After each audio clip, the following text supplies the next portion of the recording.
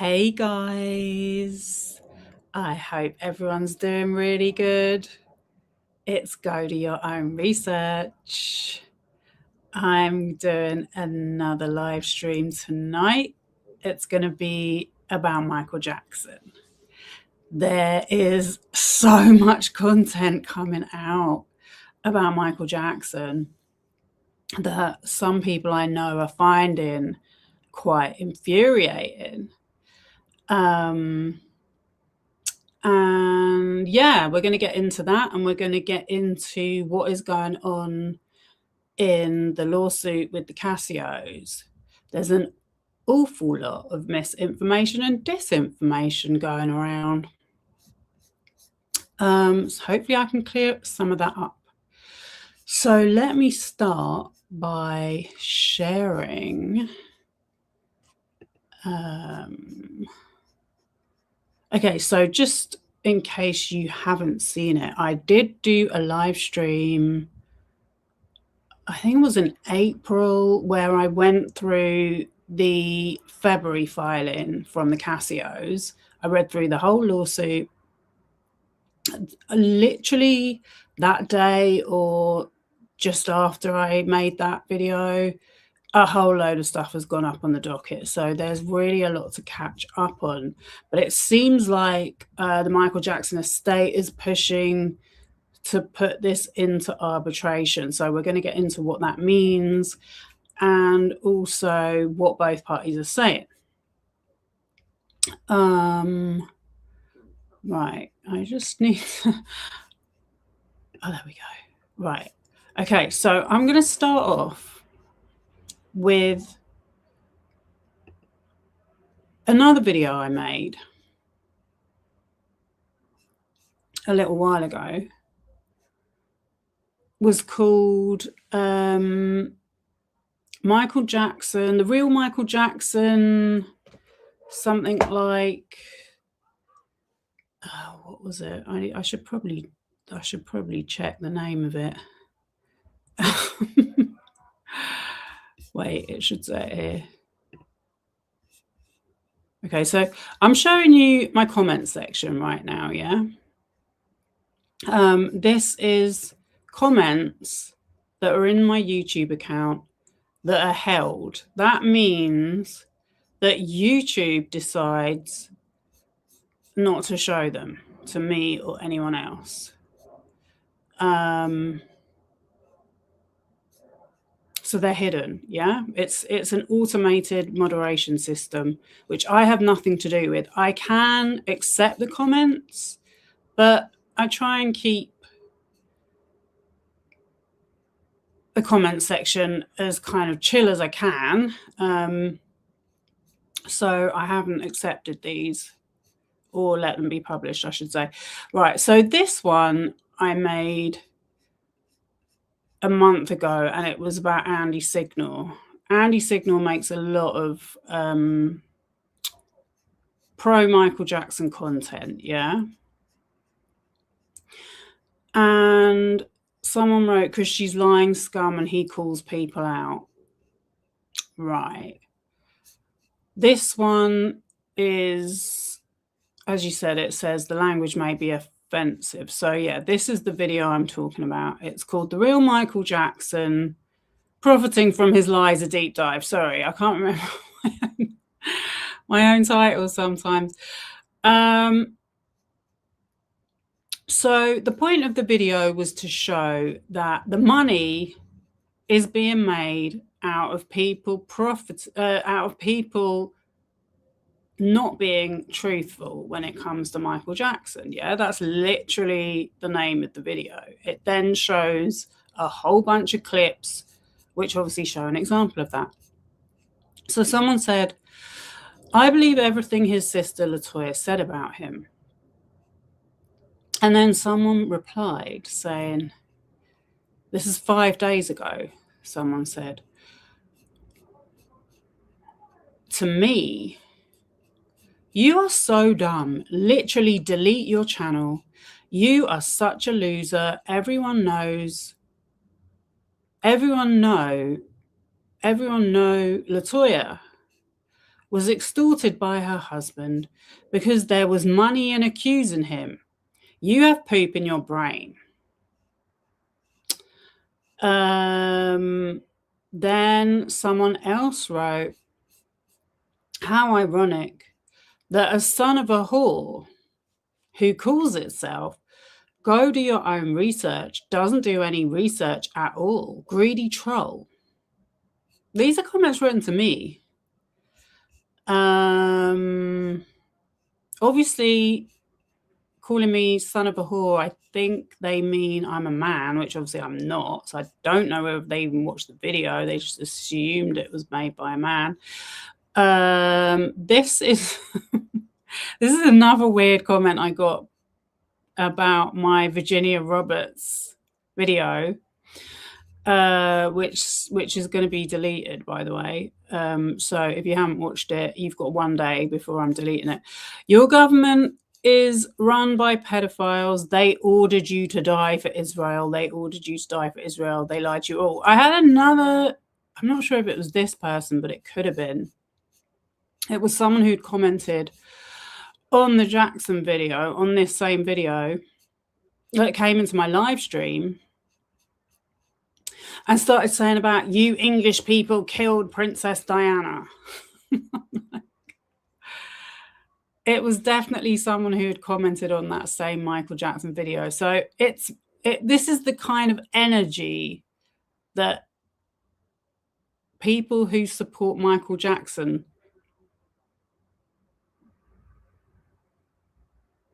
are bringing to my channel. And this is why I'm making this video tonight. Okay, this was another comment that I got one day ago. It said, this lady is having some mental issues. Hey, lady, get some courage to make videos about Epstein and his teams. So first of all, I've obviously made several videos about Epstein, as I've replied in the comment, in the reply. And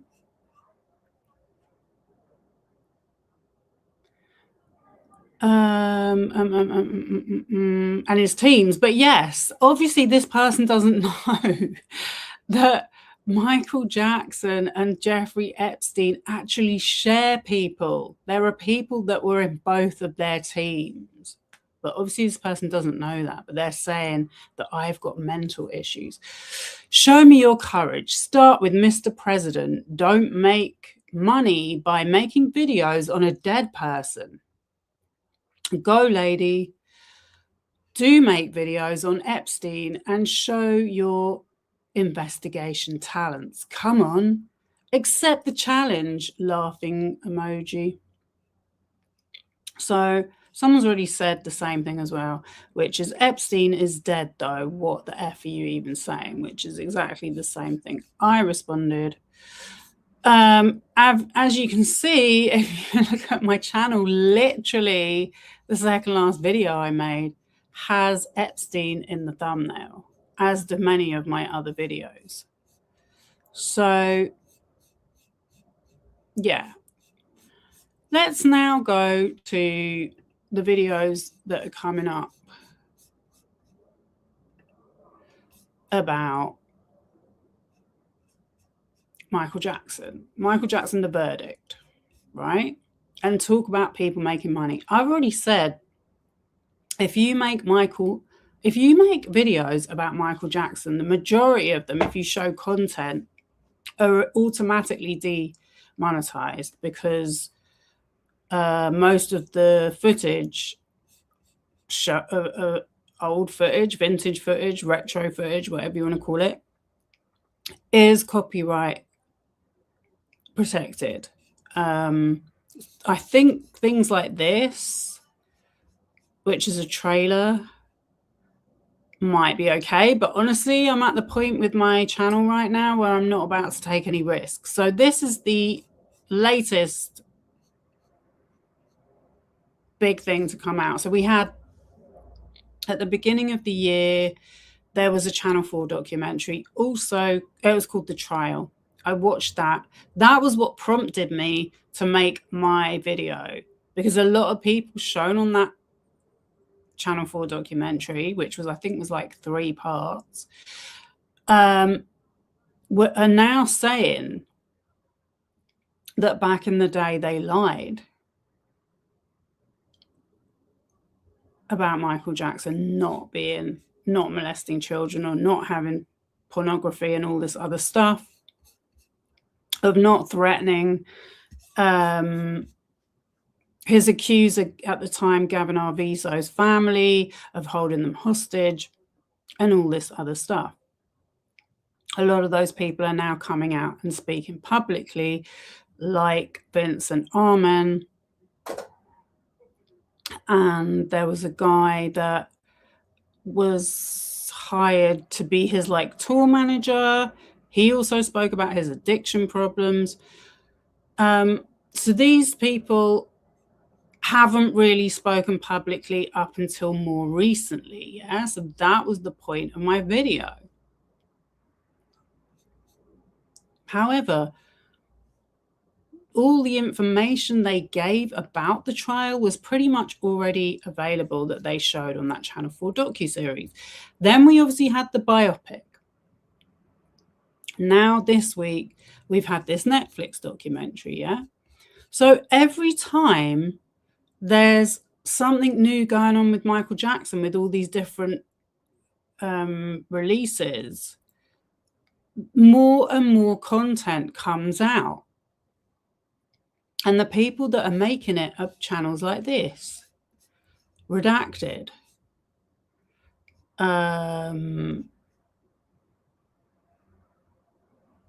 Watch Mojo, literally one of the biggest grifting channels on YouTube.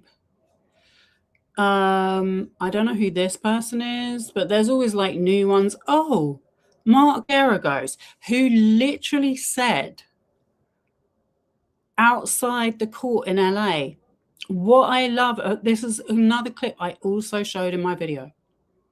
What I love about being a lawyer is you can lie in court. That's what he said. He said you can lie in court and nothing happens to you.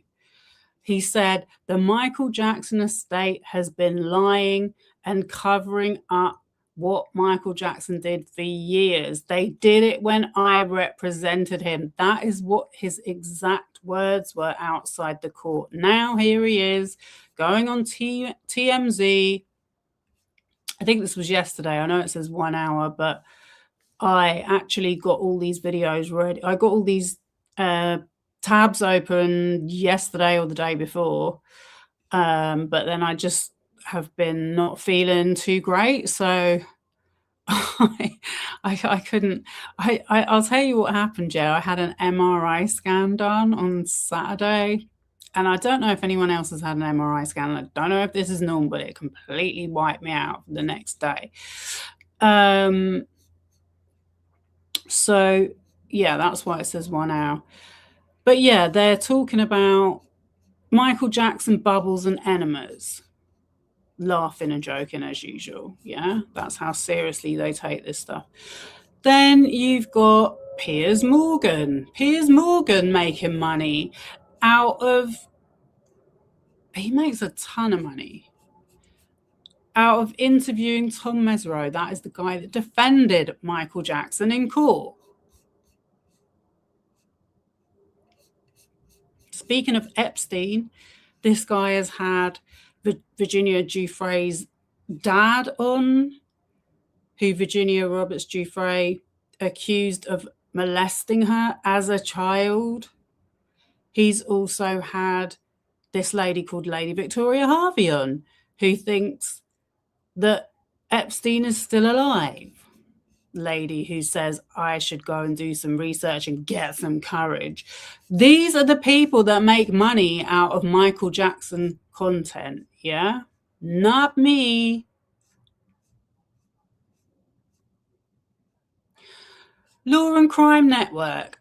Speaking of Netflix as well, yeah, I just made a video the other day about the crash and how the sister of the victim of that crime by Mackenzie Shriller, I think her ex-boyfriend who was killed in the crash, his sister has come out and said Netflix made a documentary about her brother's death, and she did not want to participate in it because they weren't going to be factually correct, and that she actually asked them to take a load of stuff out of the video. So these are the people making money out of Michael Jackson, not me. Michael Jackson, The Verdict documentary series trailer, Rotten Tomatoes TV, The Breakfast Club, yada, yada, yada. It goes on and on and on. Every time I put YouTube on, there's new videos. At TikTok, I've not even looked on there, but I've just heard that it's gone crazy over there for people putting out false information about Michael Jackson. Oh,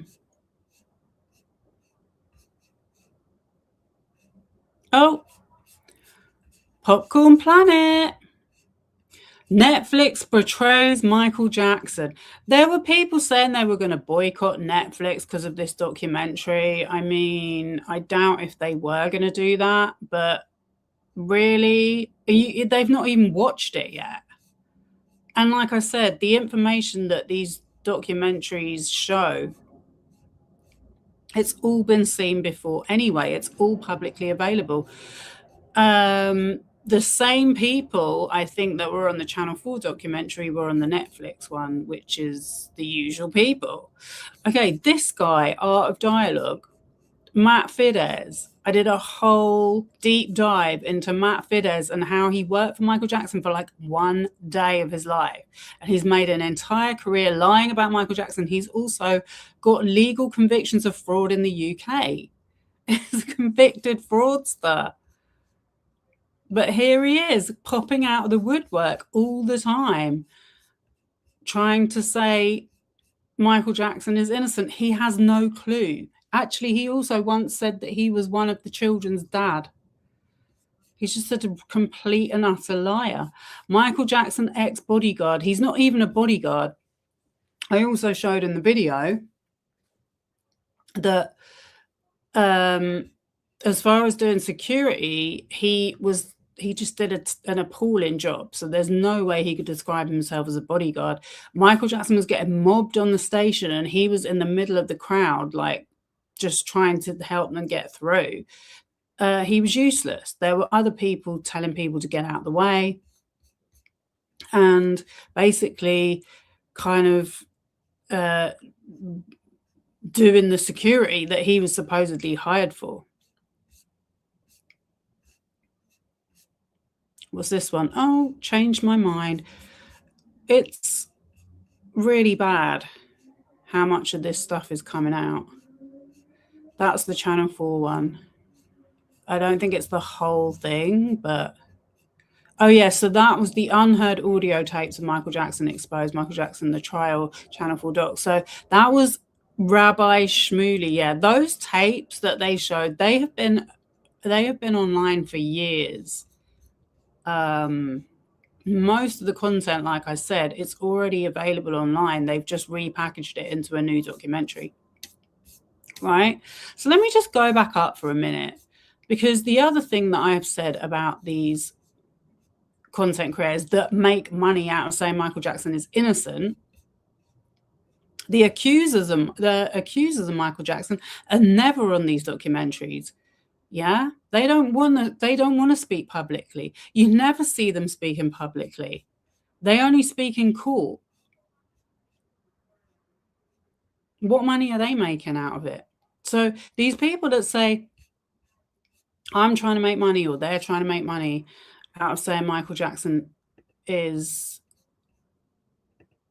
a child molester and is and disagreeing with people that are saying the opposite of that, because I mean, I'm not being funny, yeah, but I think being a child molester, he is a disgusting human being for that. I find that disgusting. Most people do. just for some reason, because they can make money out of pretending to not believe Michael Jackson did that, they think it's okay. I don't think it's okay. But the other thing that I've been saying is that these people are actual con artists. They are actually conning people out of a lot of money. Just recently, I made a live stream about Johnny Depp showing that he was now scamming people.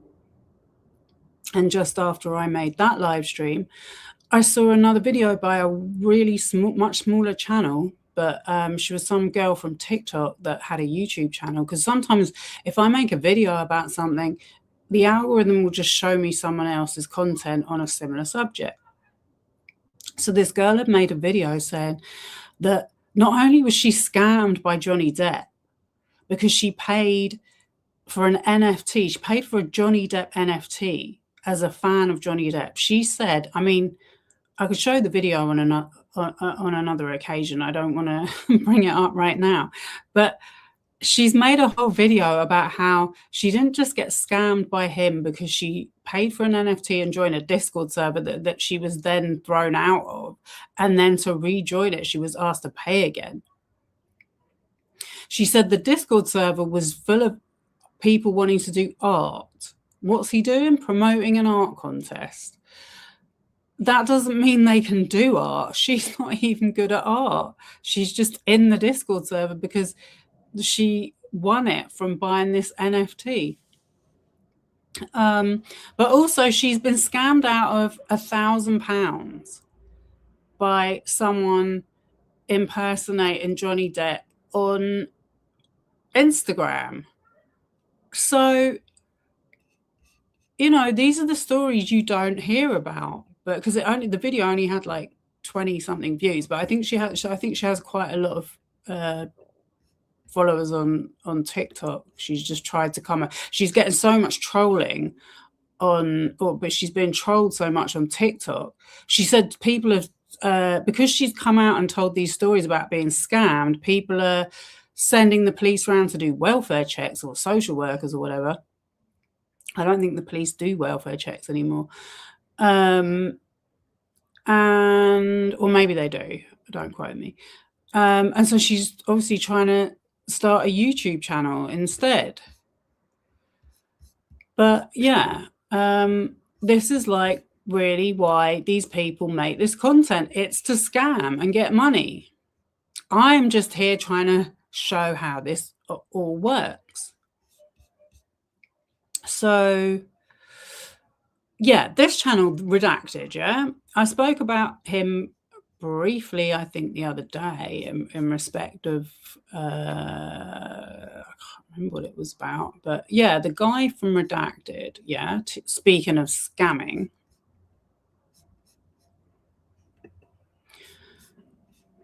it's run by this guy, Clayton Morris, right? And his wife. I forget what her name is, but she's in that thumbnail I just showed, right? I've also spoken a lot about how a lot of these conspiracy theory channels, like that talk about Epstein having sacrificing babies on his ranch or on his island, which there's absolutely no evidence of whatsoever. Epstein was a pedophile. He liked schoolgirl age girls and above. To self-gratificate himself, basically. If you do your research, that is what you will find out. He also trafficked these women or girls to his friends in the finance world, or who were like science professors and stuff like that. Right. This guy, Clayton Morris, who runs that Redacted channel, right? He used to work on Fox. Before that, he was an actor.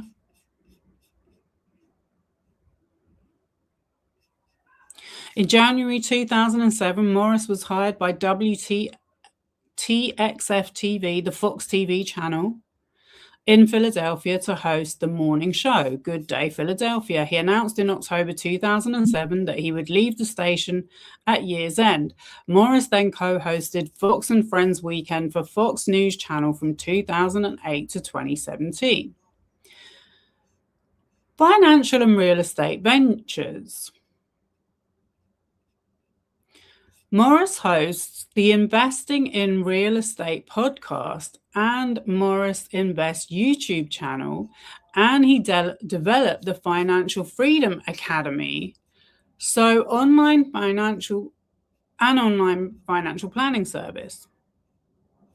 Morris and his wife Natalie Morris co-authored a book, How to Pay Off Your Mortgage in 5 years. They also co-host a daily YouTube show on their Redacted channel. Yeah? In March 2016, investors filed more than 24 lawsuits in Indiana and New Jersey claiming that Morris was running a Ponzi scheme involving the sales of some houses in C and D class neighborhoods that were marketed through his investment company, Morris Invest, in Indianapolis. The investors claimed they were sold rental properties which Morris Invest promised to rehabilitate and rent out, earning from rental income. These properties belong to Burt Wislan. Some investors claimed that they later discovered the properties they received rental income from for several months were boarded up and vacant, and they began receiving city code and county health department violations. Others found they had purchased vacant lots, small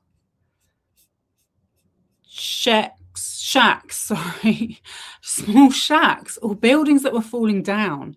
Morris denied responsibility, asserting he referred investors to Whelan and that Whelan was responsible for managing the properties, even though many investors believed they were dealing directly with Morris. In November 2019, Whelan was indicted by a federal grand jury for defrauding investors. The indictment did not name Morris, but Whelan pleaded guilty in March 2022. Morris sued Holton Wise TV in federal court in October 2019 for $7.2 million, alleging copyright infringement. The case stemmed from Holton Wise TV's production of a 3-hour documentary investigating his alleged involvement of Morris, in various real estate scams. In March 2020, Morris lost the suit. In May 2020, the state of Indiana filed a civil lawsuit against Clayton Morris, among others, for violating Indiana's Deceptive Sales and Home Loan Acts in real estate deals involving more than 150 properties in Marlon County.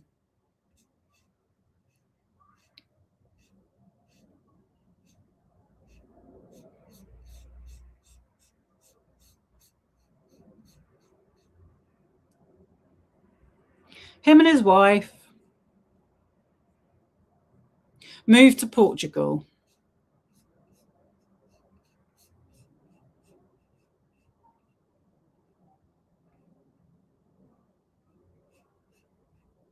In late 2019, citing the collective soul challenge in their business as a reason to leave the country. The family at the time had moved to the country on temporary visas to allow their children to attend schools overseas. This guy, I have seen this guy making content about immigrants in our country causing the riots in 2024. This is the guy who makes content about Michael Jackson being innocent, yeah?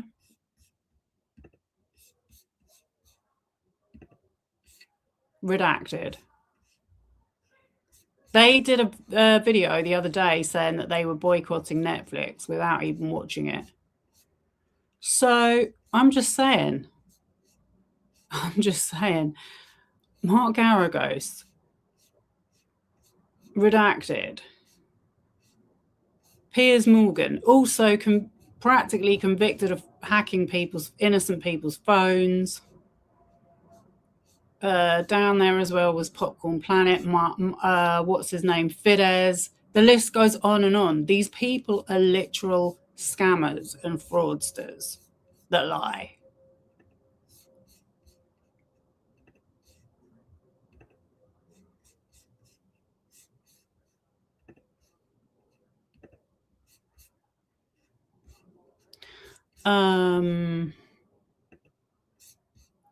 Oh, one thing I wanted to show actually before I go to...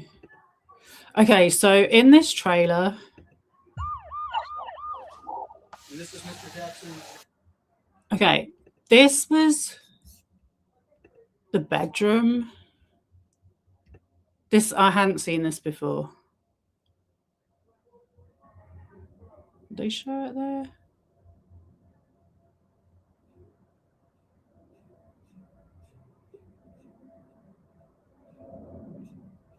Oh, she was new as well. That was one of the jurors. So look, what has to be proven is beyond a reasonable doubt. Yeah, apparently this is what they're annoyed about.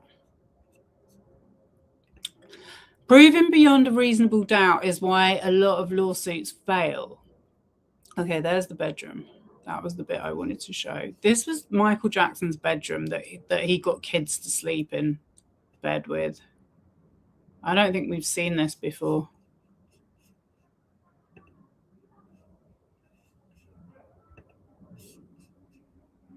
Gold sequins.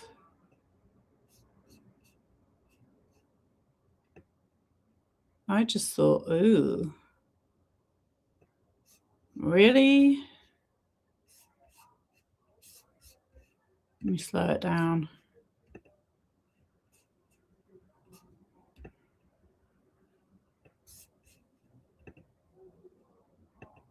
I just thought, ooh, it's so tacky, gross. And I think up there is a picture of him, like with some other pedophiles in the picture. Charlie Chaplin, I think, was one of them. I can't remember the others, but that's one of his very egocentric pieces of artwork he had in his house. Another huge sign of what kind of man this person was, that you all want to come and call me mental for. Actually speaking out against child abuse. That's why I'm making the content that I do, because I actually care about people. I actually care about child abuse being a serious issue that YouTube seems to support, if you ask me. Not just YouTube, all these platforms. They're the ones making money out of it as well. YouTube, TikTok. I'm not sure about Instagram, but probably. Right, we've dealt with redacted. We can get rid of him. Okay.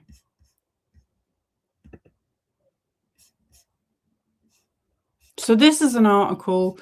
This is the other thing, yeah, that somehow people believe that the media also support Michael Jackson. I can see some people in the chat. I have to put my...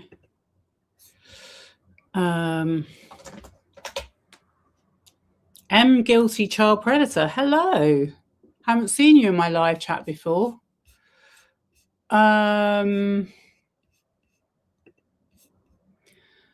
You're at the office and about 15 of us are happily listening to my pod as we work. Love my channel. Thank you so much.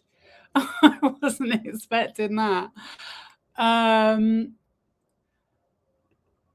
Everyone says Michael Jackson was 100% guilty, but then you don't hang out with stupid people. I mean, I know people that aren't sure, yeah, like, because they don't understand media manipulation. That's why I make my videos, because it's not just about what I think of the people, or because most of the people, I don't really have an opinion. Like, obviously Michael Jackson, like, you can't not know who Michael Jackson is. Like, everyone likes his music. Generally, everyone likes his music. You can't say his music isn't good. Well, you can say his later music wasn't good.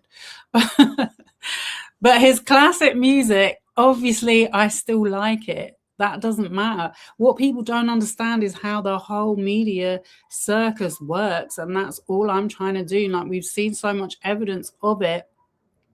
We've seen so much evidence of how people that speak out against wrongdoing get silenced and harassed and bullied, that I think it's really important to stand up for those people if you can. So that's all I'm trying to do here. And I think that the people I speak to, they go, yeah, I think he is, but I'm not too sure. Those are the kind of people I'm trying to speak to. But really appreciate your comments. Mike's in the files. I know. I did a deep dive at Christmas about Michael Jackson's connection to Jeffrey Epstein, and I'm even more convinced than ever, because there's more things I've spotted since I did that first video. I know for sure that there's probably about 4 different occasions now that we know that Epstein and Michael Jackson were together. The picture as well, yeah, of them standing together with the wooden floors, like, I was convinced that that wasn't in the Palm Beach house, which is what everyone says. And that Matt Fidesz came out and made a video saying, oh yeah, he was house hunting at Jeffrey Epstein's mansion, which is just bullshit, because Michael Jackson had no money then. Jeffrey Epstein's house wasn't even for sale then. So it's just a bullshit story, but no one questioned it. And I was looking at the flooring, and it's like kind of like parquet flooring. And I think he has parquet flooring in the Paris apartment. However, it's really difficult to tell, because there's not many pictures, there's not many images of the Paris apartment anywhere online. So it's really hard to say whether that photo was taken in Paris. And I've also tried searching to see whether Michael Jackson went to Paris in the 2000s and could have gone to Jeffrey Epstein's apartment, which would make another occasion, because obviously there was the victim that testified that she met him at Jeffrey Epstein's Palm Beach house and asked if he wanted a massage. So that would be like really big news, but no one ain't investigating that.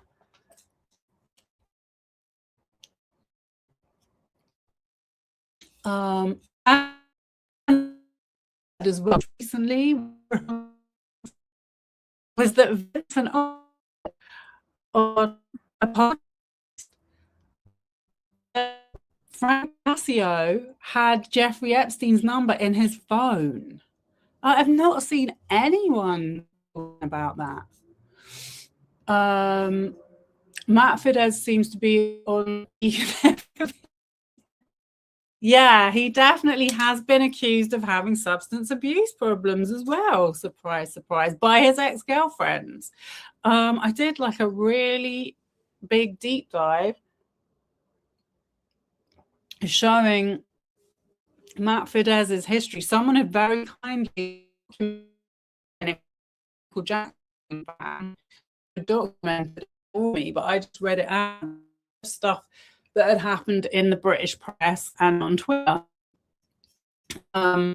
Most of it is still there are still links of it, or there were pictures of it. So none of it is really, I mean, it's all like genuine. It's not made up. It was all stuff that happened in the press, like various celebrities that he's tried to attach himself to get press over the years. That's the kind of guy he is, and he's still doing it now. I actually watched that Art of Dialogue channel during the Diddy trial, and now it's totally put me off it because I'm like, I see who you are now. Right, let me go back to this article.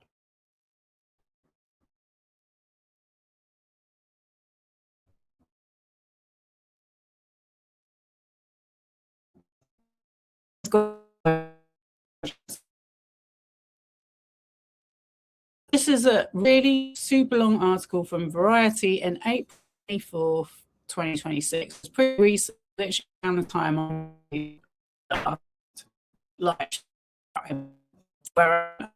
video lawsuit. So it says Michael Jackson's estate is facing a new wave of molestation allegations leveled at the late pop star.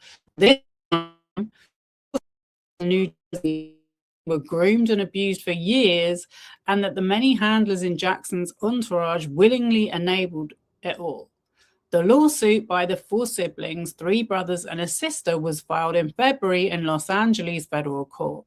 It gained attention on Friday after the plaintiffs gave an extensive interview to the New York Times about the alleged abuse and the legal manipulation that the family claims they endured at the estate long after the superstar's death in 2009. I just do not know what is but I would not advise anyone to click on these tests. The complaint names the Jackson estate and the attorneys who lead it, John Branclein and private investigator Herman Weisberg, as defendants. The complaint asserts that Weisberg and other lawyers, aka Brian Friedman, affiliated with Jackson, were falsely presented to the Cascio family as representing their interests in negotiating a settlement with the estate. The complaint includes disturbing details of alleged abuse committed while Jackson was traveling in the US and abroad on concert tours. It alleges that Jackson also abused the 4 siblings in their own home in New Jersey, visiting with his own children. He didn't even have his own home in the 2000s. This is what people don't understand about Michael Jackson, including Matt Fidesz. He had no home. He had no money. He had to move out of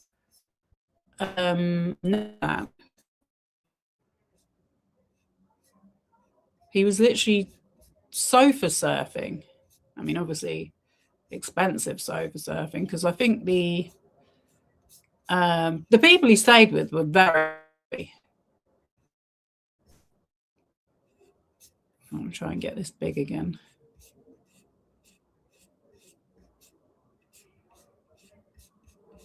Okay. It's not going to let me. So representatives for the estate are calling suit desperate money grab and shakedown attempt, and they claim that the family sought money from the Jackson estate in exchange for not going public with their allegations. Cassio's complaint, it says the opposite. It says that they were approached by this private detective guy, Herman Weisberg, who I've looked him up, and he's actually been on TV and stuff. Like, he's quite well known. You know how that private investment.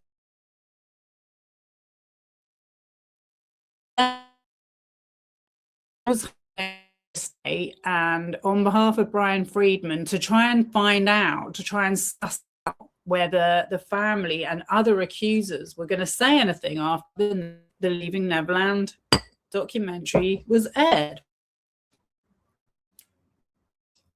Befriended and won their over, and Brian Friedman stepped in and said he was going to try and get them justice, and that this whole thing had been a setup. No one else made the offer. The estate made money like that.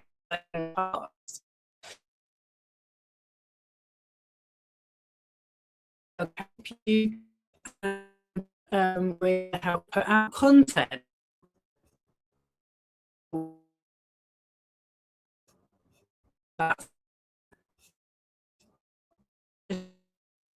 if you this is making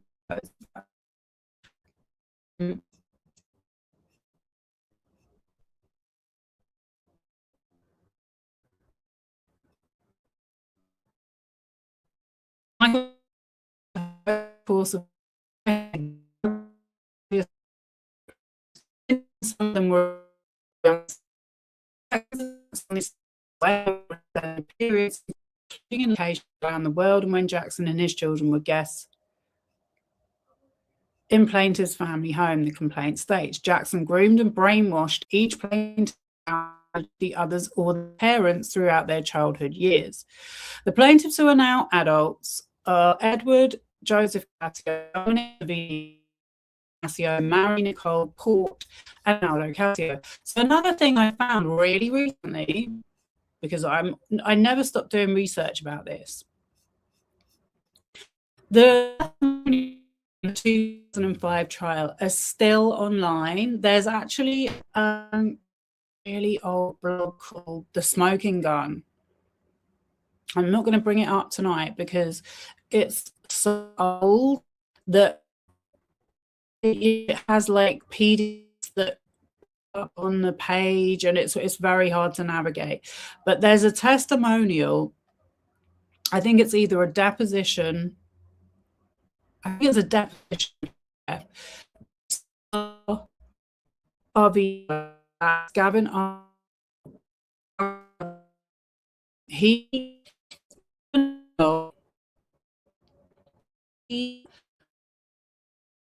spectrum. Michael Jackson embarrassed. This guy was like 10. And he testified that he saw Michael Jackson giving Mary Nicole alcohol, or saying that she drunk it or something, out of the minibar. This is when they were in a hotel. And that he witnessed her making a sexual, oh my God, I'm trying to say it.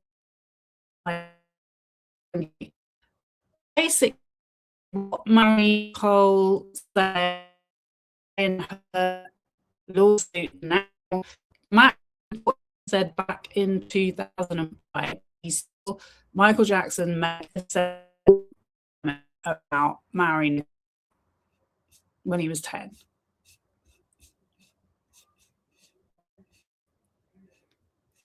So all this never really seen about.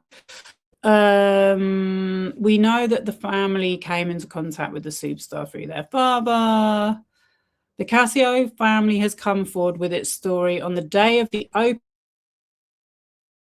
biopic Michael, which is expected to perform well at the box office this weekend.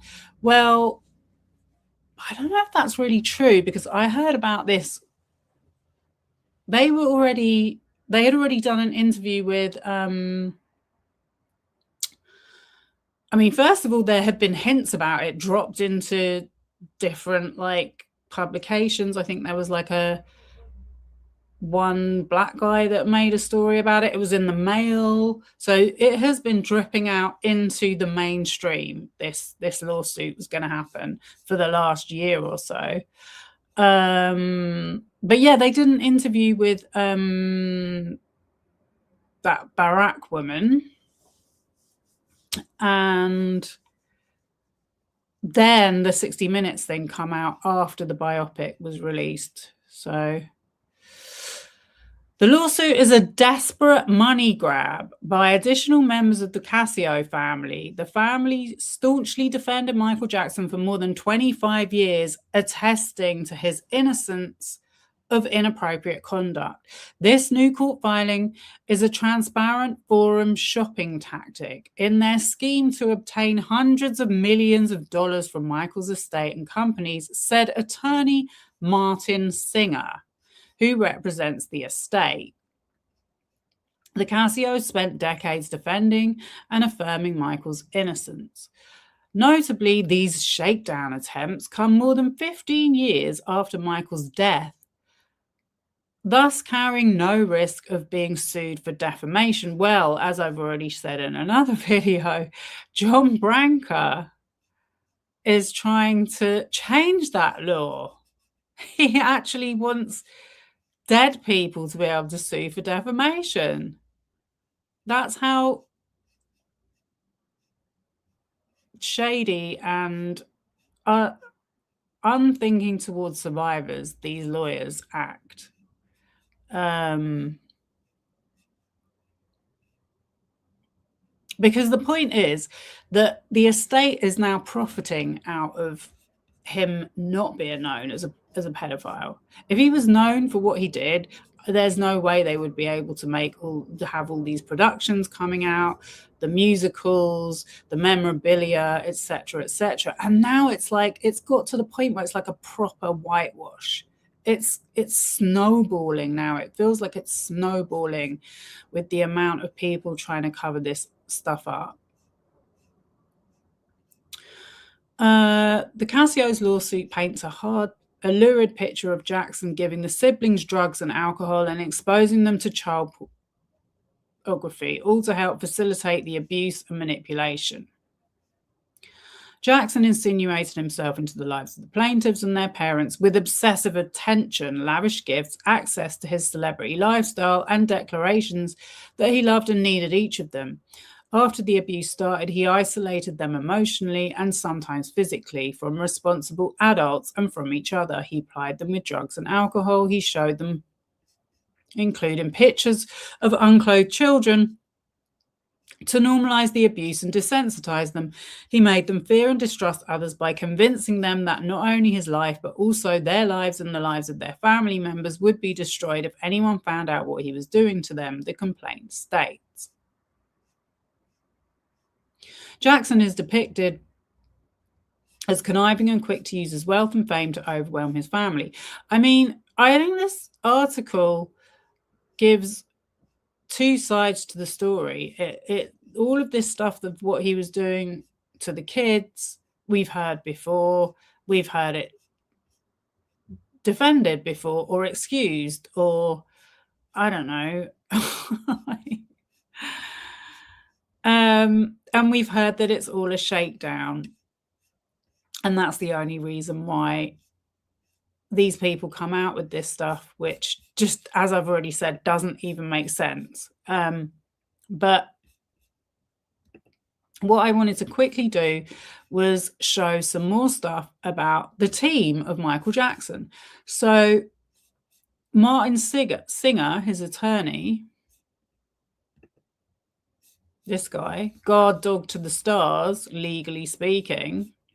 That's in 2011 in the Telegraph, which is the New York Times.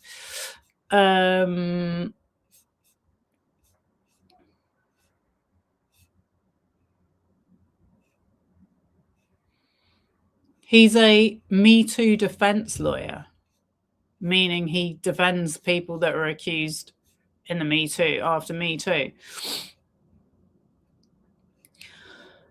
Martin D. Singer is an American attorney considered to be one of Hollywood's foremost and widely recognized lawyers. He's been described as Hollywood's favorite legal hitman and the bane of studio chiefs and tabloid editors, and is recognized as a significant figure in the realm of celebrity legal matters. So some of the people he's defended are Bill Cosby,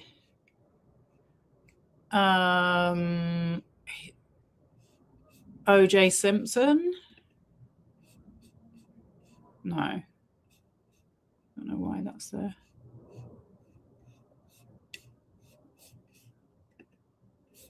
Okay, sorry.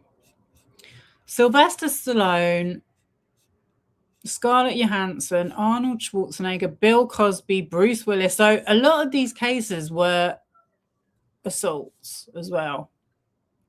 Charlie Sheen, Harry Reid, Michael Jackson, Oprah Winfrey, Dennis Rodman, Sheldon Adelson, George Soros, Tom Arnold, Mike Myers, Kate Goslin, Britney Spears, Tiger Woods, and Jim Carrey. There was also some case that I just read about, which was that Johnny Depp. Wait, let me try. I don't want to get it wrong. There was a connection because people were saying there was a connection between him and Amber Heard. So Johnny Depp sued his attorney for giving him bad advice or something, and he was involved in that lawsuit. Like maybe he represented his attorney or something. So he's got some weird connection to Johnny Depp. But what I wanted to show, I think also Weinstein as well, he's represented. I think they've kind of shown you the best bits on that Wikipedia because it's a lot darker than what they've said there. But the reason why I was going to bring it up was because, okay, there's this other guy that worked for the Michael Jackson estate for years called Michael Citrick, yeah? I mentioned him on I've mentioned him on previous live streams, and I've actually shown a clip of him in another video I made about Michael Jackson and his relationship with Pepsi. I'll just quickly show you because it doesn't have very many views. When people say, you should go and do your own research. This one, brand deals promoting celebrity child predators. It only has 188 views. I made that a month ago, but there's a clip of Michael Citrick in there on a podcast, yeah? He doesn't talk about Michael Jackson, but in a previous live stream, I showed that Michael Citrick has worked with the Michael Jackson estate for years. So I find out that Michael Citrick now hosts his own podcast called Citrick and Company Podcast. Michael Citrick and former journalist and partner at his Los Angeles PR firm, Sally Hoffmeister, speak with some of America's greatest legal minds. And guess who's on it? Would you believe? None other than, I had it already. There we go. Cancel culture and representing Hollywood stars with entertainment lawyer Martin Singer. Oh, haven't shared it. Yeah. Now, let me see if it's going to play.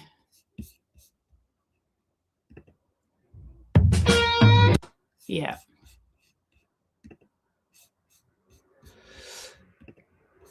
Charity sued Jacko for giving them worthless rubber checks. I know. I've covered all of this, MJ Guilty Child Predator. I've had people in the comments saying he did so much for charity. I'm like, he didn't do so much for charity. That was all a fake. He was sued by people that he was meant to, that he was that he set charities up with because they never gave him the money.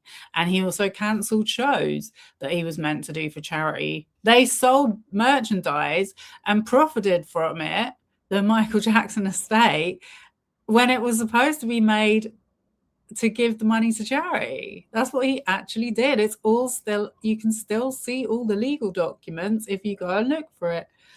He was a complete fraud and should have been locked behind bars for the rest of his life. I mean, yeah, definitely he should have gone to jail for a lot of the stuff. Just child abuse. He's just an obvious child abuser, regardless of whether it was sexual or not, which I do believe it was. Because I just don't believe that all of these children have made this story up. Like, they have nothing to gain by doing this. Who would have known about Aldo Cascio until he's come out and said this stuff? And now he's gone like on an international TV show and told this story about himself with absolute pain in his eyes. And people say, oh, he's acting. That does not look like acting to me. And I've seen a lot of YouTubers doing fake crying. That looked genuine. Oh, my internet connection's going in and out. Sorry. Hopefully, I've had that problem before, but there's not much I can do about it. Right, I just want to play this podcast episode quickly, so I hope it's working okay.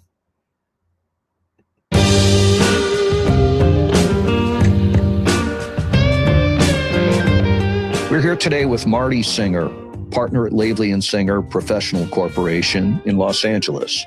Marty's a legend in Hollywood, one of the entertainment industry's foremost and widely recognized lawyers. Can you hear it okay?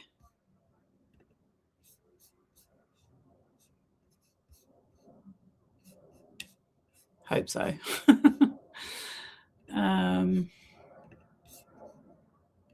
The Los Angeles Times described him as Hollywood's favorite legal hitman, and CNN said he was the bane of studio chiefs and tabloid editors. In a 2017 profile headlined, quote, "Get Me Marty Singer," end quote, Vanity Fair wrote, quote, "Nothing about him is dull, especially the company he keeps," end quote. So back in the day, he kind of made a name for himself, because obviously he's getting on a bit now. But he made a name for himself by getting settlements for women that were divorcing rich husbands, or women that were having affairs with men, and then the men offered the money to make it to keep it quiet, basically, and then they would be accused of extortion, just like what's happening right now.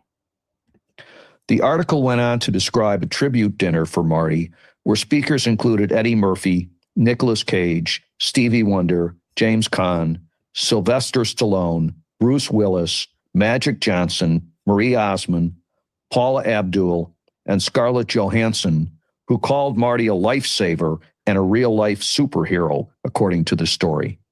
Mike Myers paid homage too, according to the article, saying, "Yea, though I walk through the valley of San Fernando, I fear no man, for my litigator is a mean son of a bitch."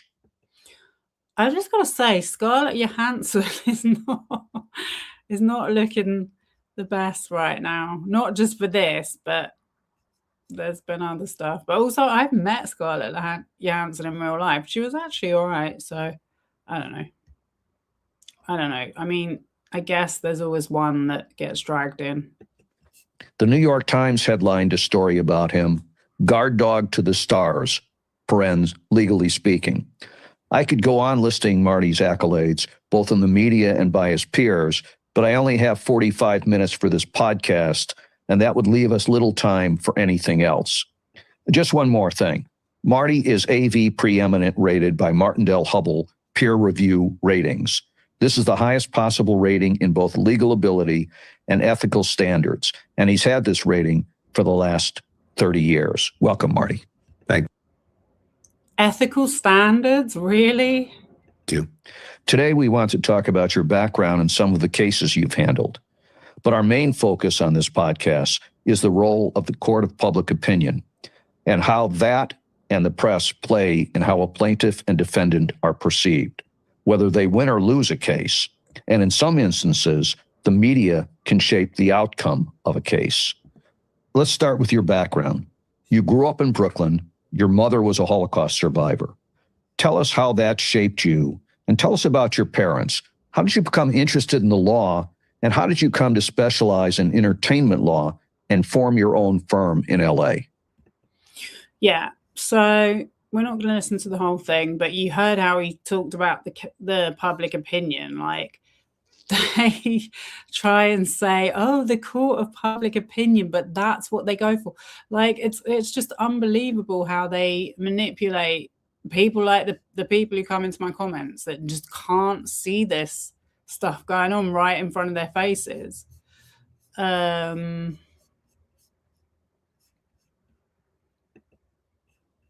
right, I think that was all I was going to show. Oh no, maybe I was gonna actually. I've seen him on a. How do you sing a lawyer? I've seen him on a. Yeah. This is another thing I've seen him on. Hopefully, I won't get. It's going to be really dry and boring.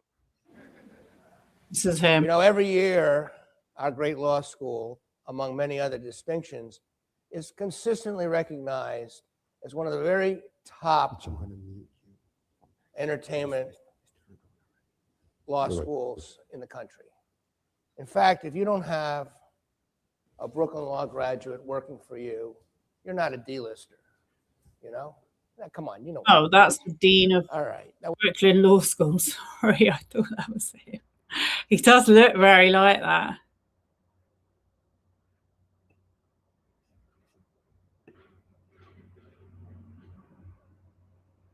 Where is he? Oh, these are all people talking about him? The fight. In New York called the Labor Commission statute, and it was very rarely used. And even though he was a lawyer who was licensed to practice in Atlanta, it was literally one of the first times ever that a California administrative judge found that because he was not a licensed talent agent, he was negotiating deals, his agreement was void, and we got literally an award of about $3 million. This was 1982. And it was huge news throughout the entertainment community that, first of all, Richard Pryor was a big star. And I don't know if people really knew that much, but that's why he tried. Oh, right. He was Richard Pryor's lawyer as well. Okay. Don't want to waste too much time on that. I am now going to move on to. I just want to make sure I'm not missing anything. Right. So I've shown that he's gone on a podcast with Citric, who literally does his PR.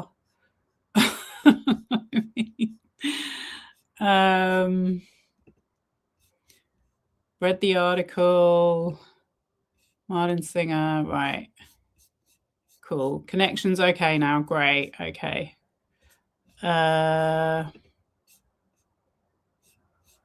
He also ripped off the Prince of Bahrain several millions of dollars. Oh, yeah, we've talked about that before. Yes.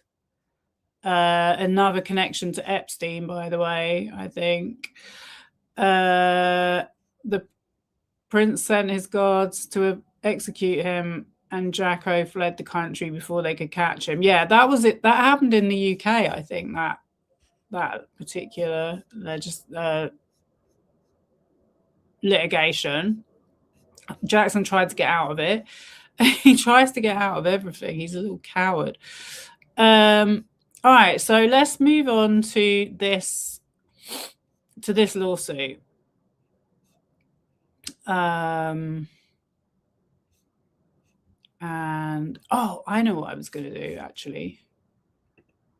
I was going to get Sage Security, is it? Wait, sometimes what I do is I get things ready on my iPad and then Sage Intelligence, that's it. And then I forget to bring them up on this device that I'm using to do the live stream on. So sometimes I forget things. But yeah, this is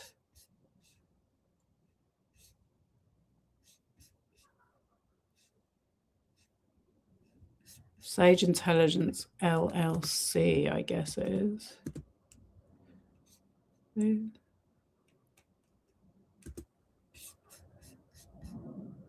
Private investigations and security consulting firm. Yeah, so that is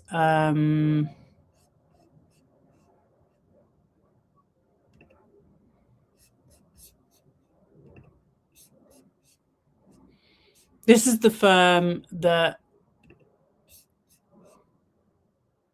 Brian Friedman from the Michael Jackson estate uses, who did a number on the Cassios, according to them. And they're mentioned in this document. So this is from Herman Weisberg, yeah? So Herman Weisberg has this company called Sage Intelligence.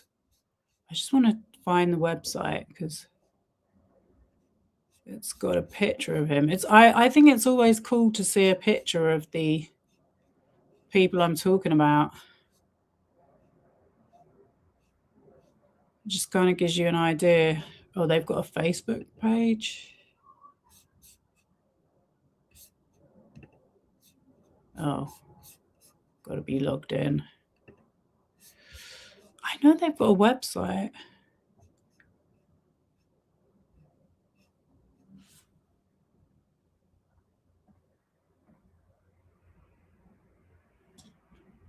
Also, my eyesight sucks. sageintelligencegroup.com. Right, okay.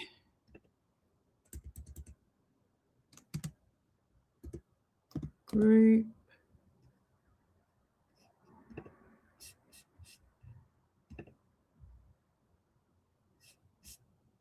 Oh yeah, this is it. This is a Weisberg's website. Sage Intelligence Press. We're a client-first firm, and it shows. Virtual kidnapping, hit industry elite, sextortion attacks on the rich and famous are on the rise. Really? Here's how their lawyers discreetly fight back. From what I've seen, yeah, the research that I've done, and this is interviewing genuine people that have been accused of it or who've had advances made to them by public figures. It's the people that make the advances that offer them money and then try to make it look like they were being sextorted. And the people have turned money down. How to Snare a Stalker 2021. Russian fugitive accused of drugging, robbing dates in NYC captured. Meet Herman Weisberg, the mistress whisperer. Sorry, I was getting confused. It was Herman Weisberg.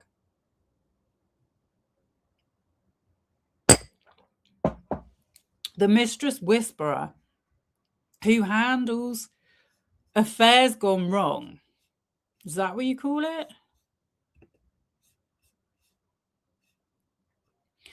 The real-life Ray Donovan protects spurned lovers, the language in high-profile divorces. Charming, absolutely charming. So that's him.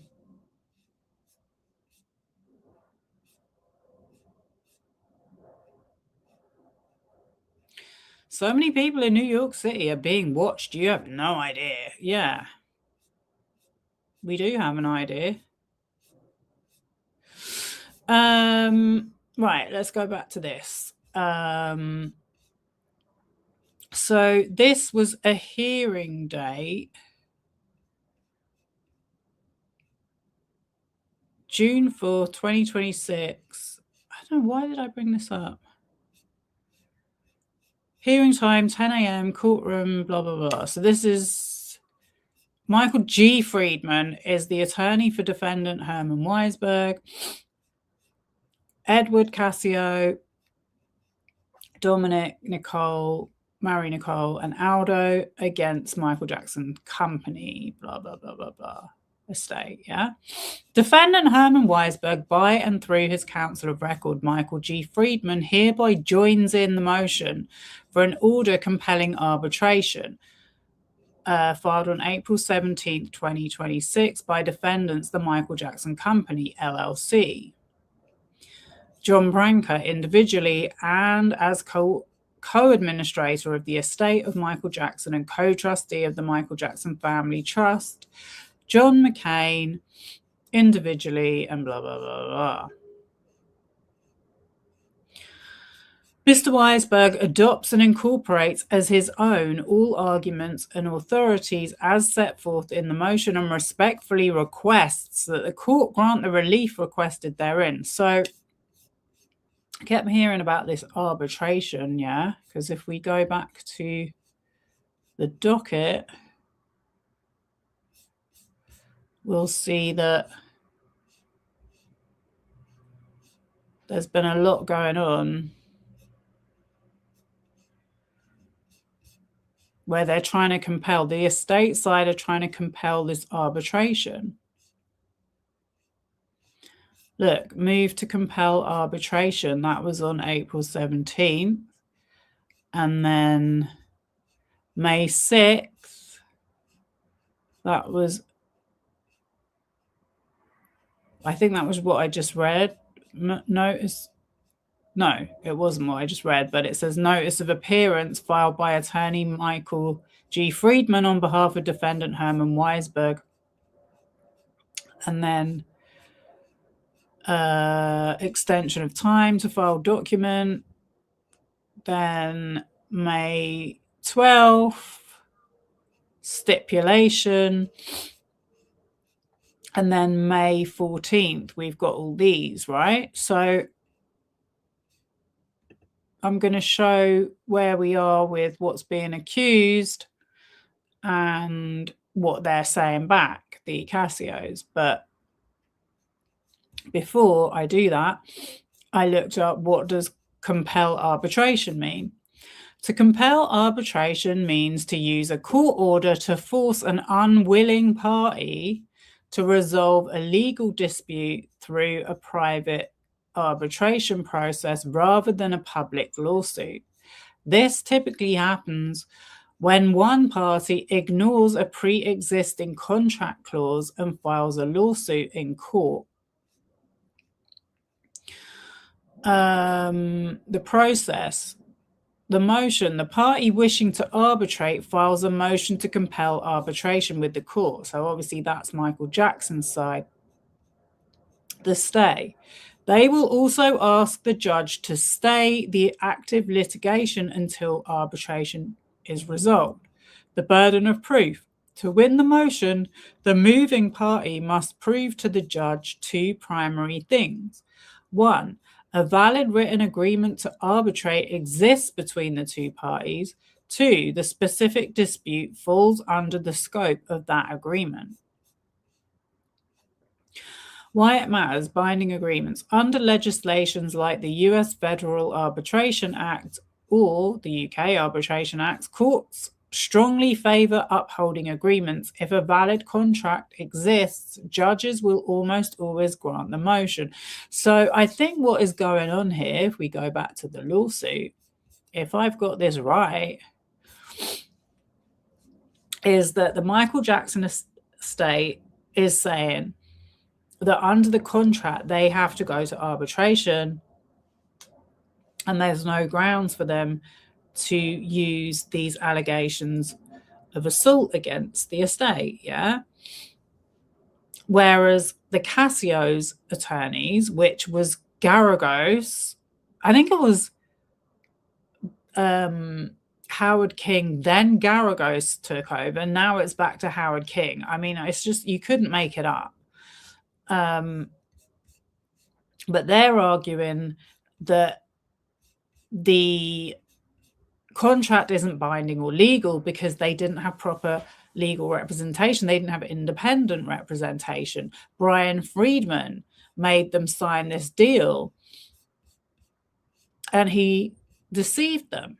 This is another thing that these people that come into the comment section do not understand. They do not understand that this is what Brian Friedman is paid to do and what he is good at.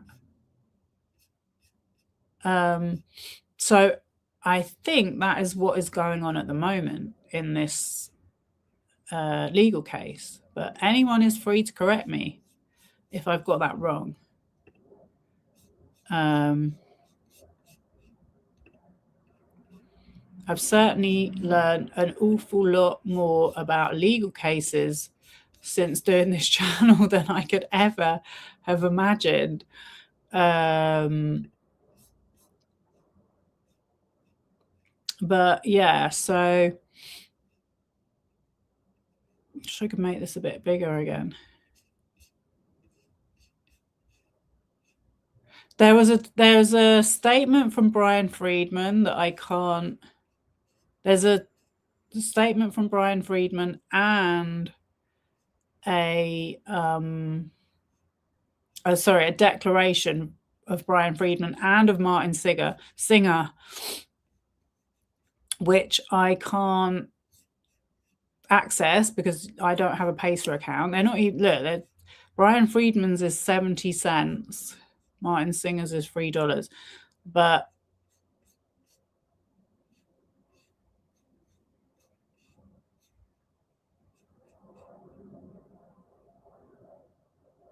so this is the Cascio's opposition to the arbitration, yeah?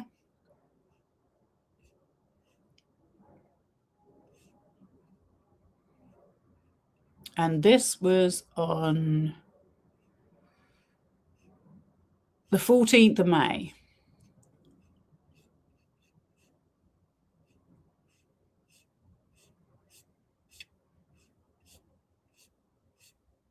So they said,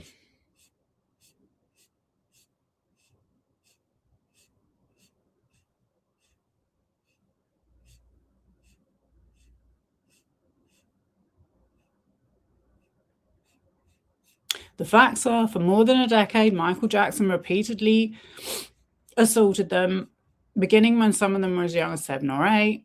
As I said, I've already read a lot of this,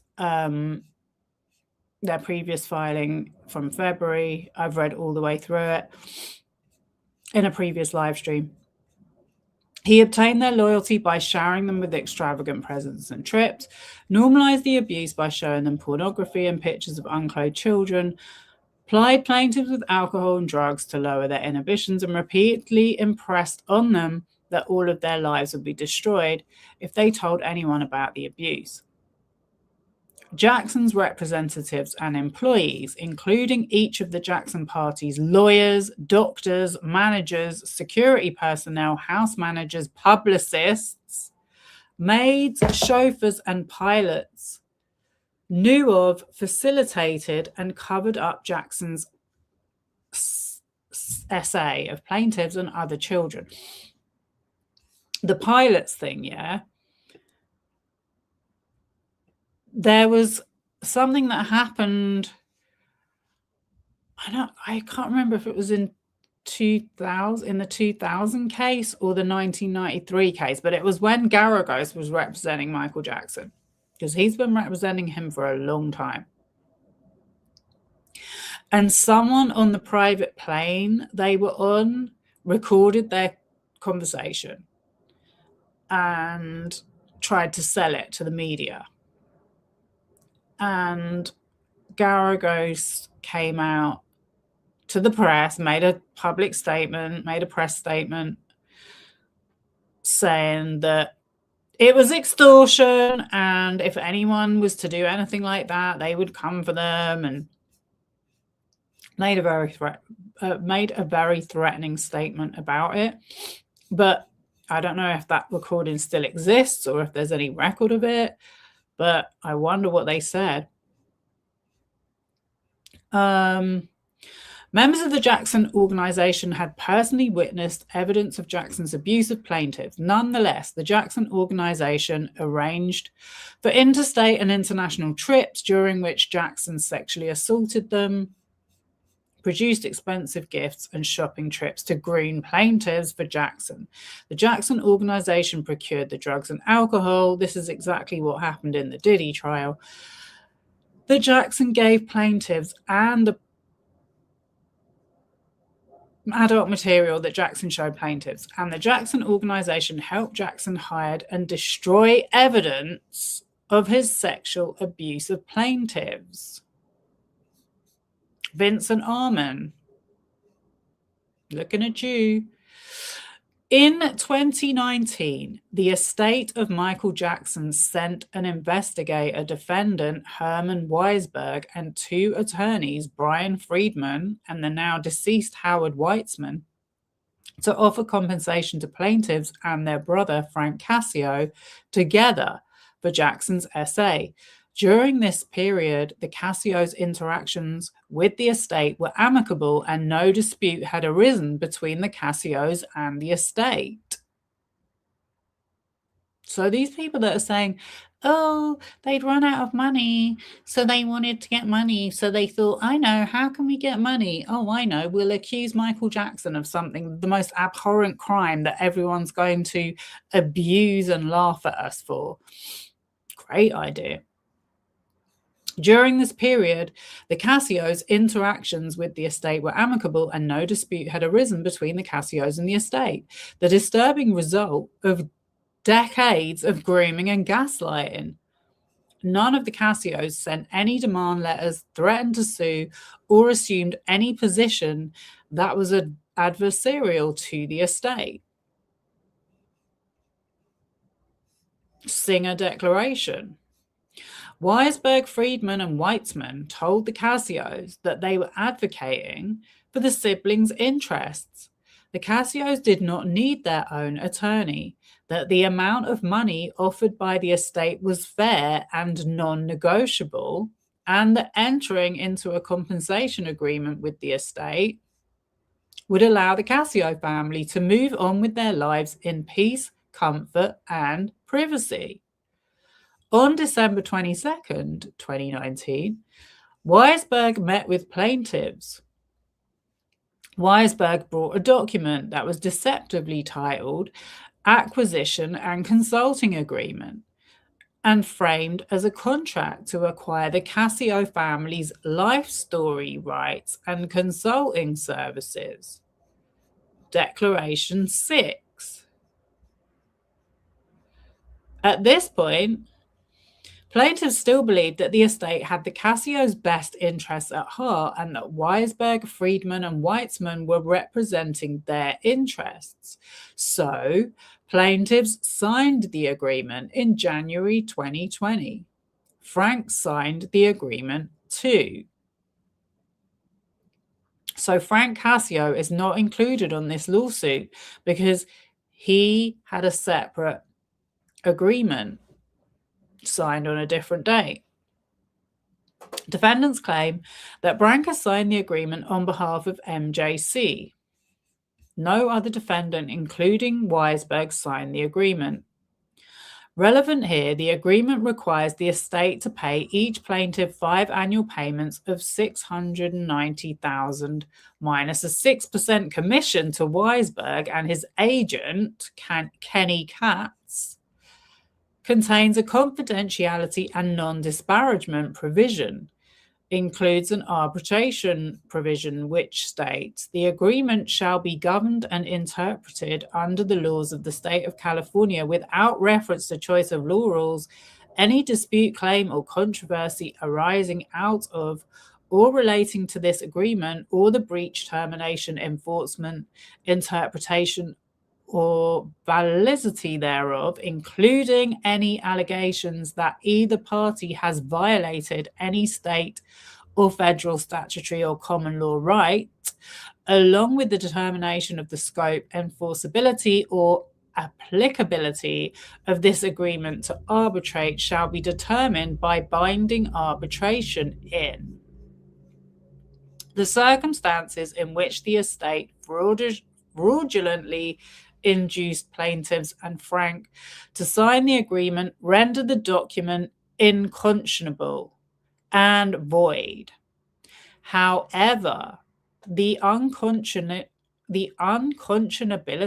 and validity of the agreement does not affect whether the EFAA bars arbitration of the complaint, which it does.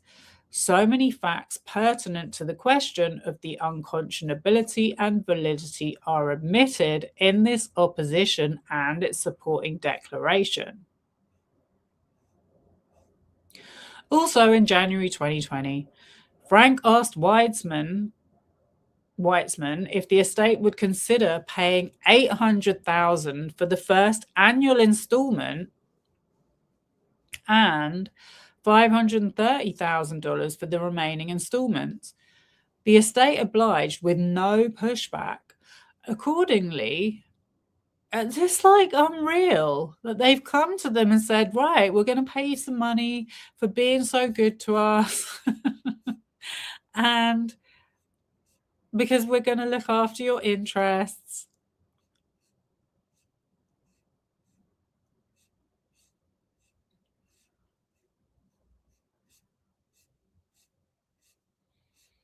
And then they're just paying the money. But then maybe they're used to it. I don't know. Accordingly, Frank, Weisberg, and Katz signed a letter of direction with the new payment schedule. Plaintiffs did not sign the letter.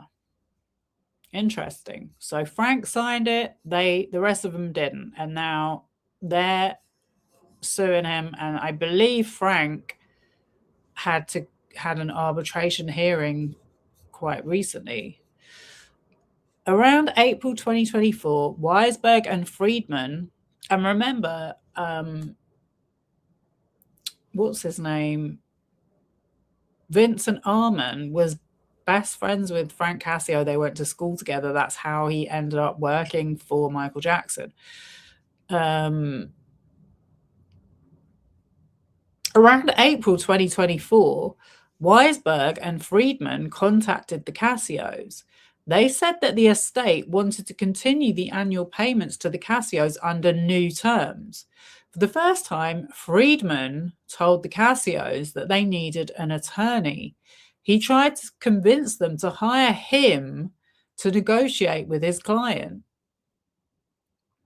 the estate. Friedman's conflict of interest was now clear to the Cassios. So this is the first time they've learned that Brian Friedman works for the Michael Jackson estate. It's crazy that it's in April 2024 because this is literally just before he started working with Justin Baldoni. But there's a lot of other lawsuits he had going on that I think if you watch my smear website deep dives, so I don't know if you guys know, Michael Jackson believe MJ is guilty accounts and stuff. Brian Friedman works with this guy called Jed Wallace and another crisis PR called Melissa Nathan, who used to work for a guy called Matthew Hiltzig, who also does crisis PR and has worked for a lot of these same people, Weinstein, etc., Jeffrey Epstein. Yeah, they set up these like weird like smear websites. This is one of their tactics in their cases. So Melissa Nathan worked for Johnny Depp's team under Matthew Hiltzig, I should have said as well. And there's a lot of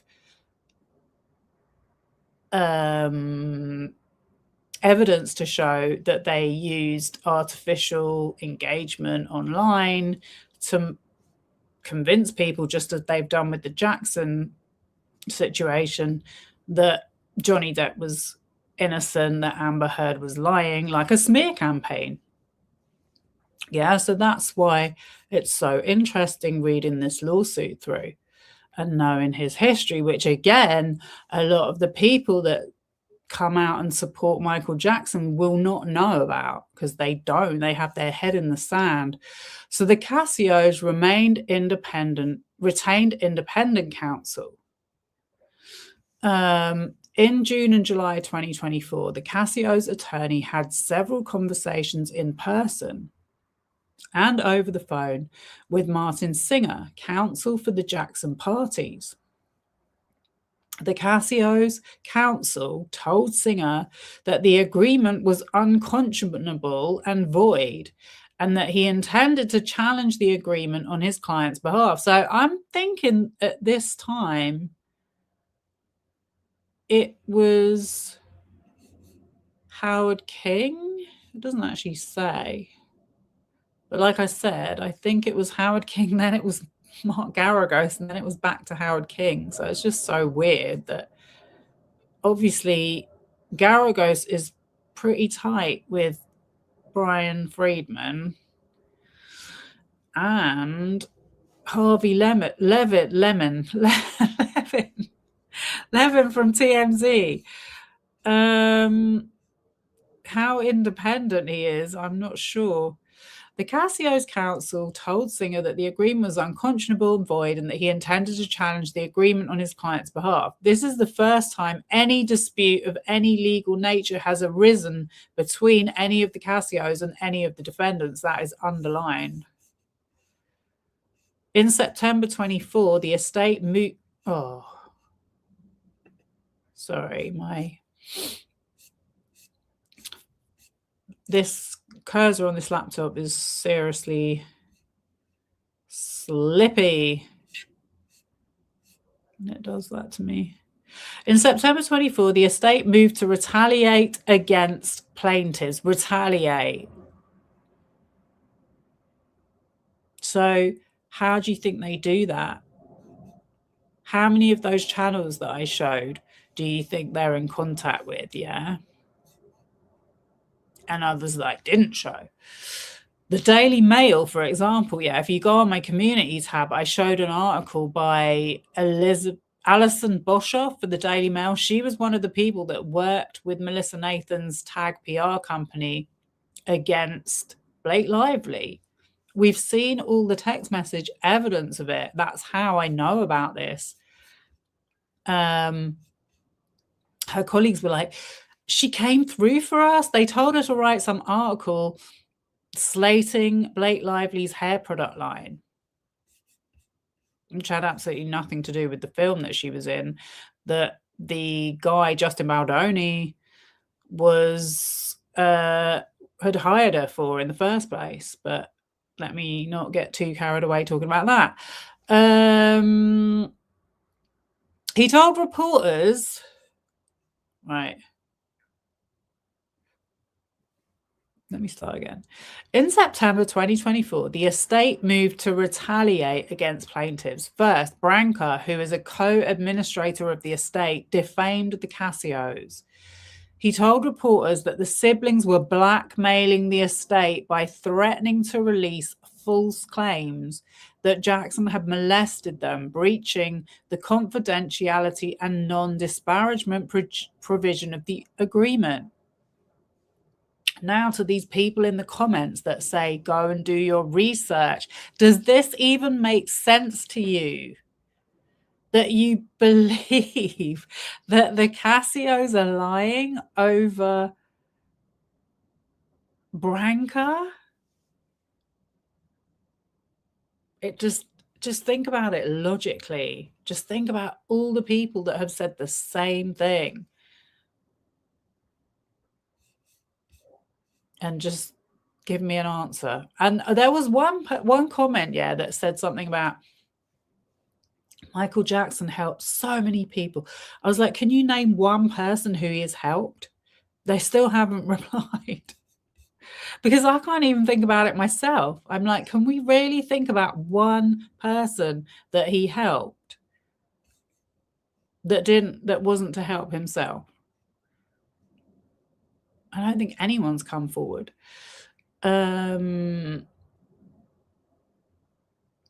He told reporters that the siblings were blackmailing the estate by threatening to release false claims that Jackson had molested them, breaching the confidentiality and non-disparagement provision of the agreement.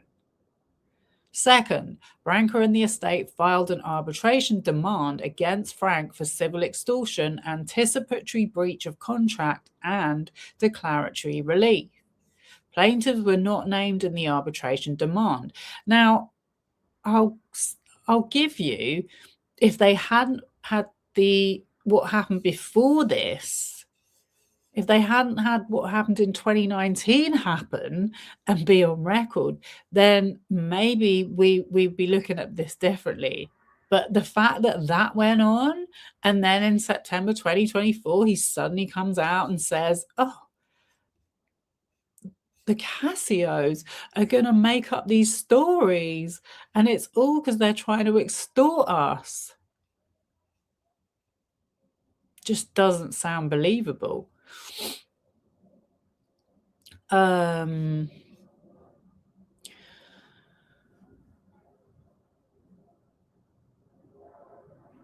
July 2025, Branca McLean and MJC filed a petition for order compelling arbitration against Frank and Doe's 1-10 in the Superior Court for the County of Los Angeles. The petition does not name plaintiffs as parties, even though the Jackson parties now speciously maintain in these proceedings that Doe's 1-10 was meant to include the other Cascio parties. The petition sought an order compelling Frank and Doe's 1-10 to resolve any and all of their specious alleged claims against Branca, McLean, and MJC, and McLean and MJC in the arbitration proceedings against Frank. The petition accuses the Cassios of lying about Jackson's essay, extensively quotes the agreement, and includes detailed allegations about the circumstances surrounding its creation. Thus, by filling the petition, Branca, McLean, and MJC violated the arbitration's provision clause that the filling of an action in a public court relating to this agreement shall constitute a breach of this agreement, as well as the confidentiality and non-disparagement provision. So contrary to what people in the comments are saying, they were paying them to not speak. And then when they actually wanted to speak, they're like, oh, they're making it up now.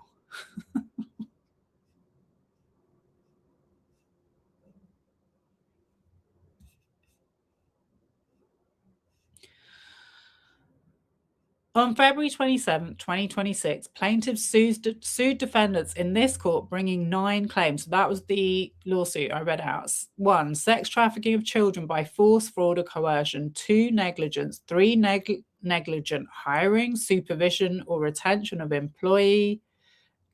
4, intentional infliction of emotional distress. 5, breach of contract. 6, fraud. 7, breach of fiduciary duty. 8, rescission, and 9, declaratory judgment that the agreement, including its arbitration provision, is void and unenforceable. On April 17, 2026, the Jackson parties filed their motion seeking to compel arbitration on the complaint. They argued that 1, the arbitration's provision delegation clause requires the arbitrator to decide whether the complaint is arbitrable. The arbitrator must address any arguments that the agreement as a whole is unenforceable.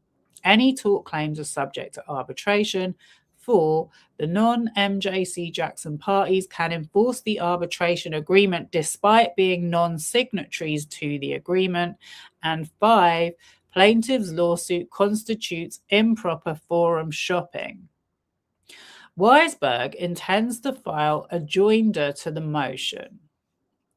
Plaintiffs now oppose the motion. Argument. Even if any of the defendants' arguments had any merit, which plaintiffs deny and do not concede, the EFAA forecloses each argument. Under the EFAA, this court, not an arbitrator, must construct the EFAA's plain text and determine 4 issues. First, are plaintiffs alleging conduct constituting a sexual assault dispute? Second, did the parties' dispute arise before March 3, 2022, or did plaintiffs' claims accrue before that date? Third, is the agreement a pre-dispute arbitration agreement? And fourth, does the EFAA bar arbitration of plaintiffs' entire case under 9 U.S.C. 402A? I really can't with these numbered law clauses.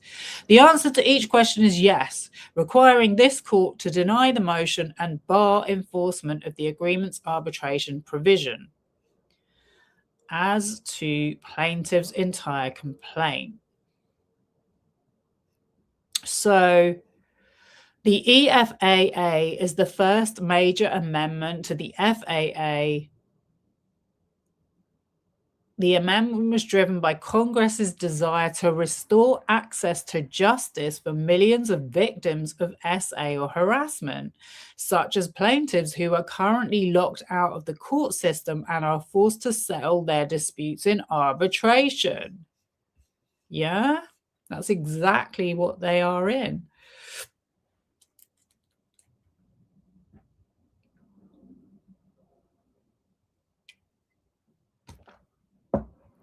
The EFAA states the election of the person alleging conduct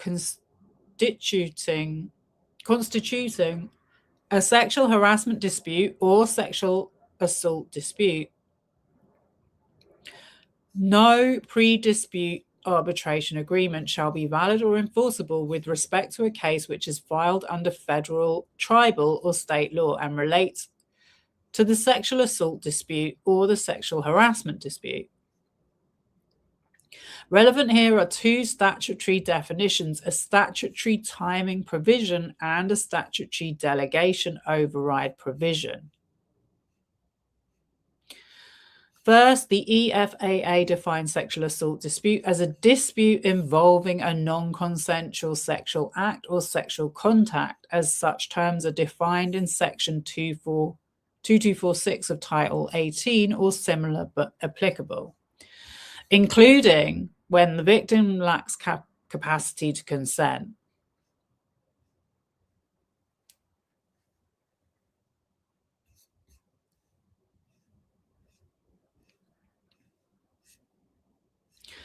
So, oops, I didn't mean to close it.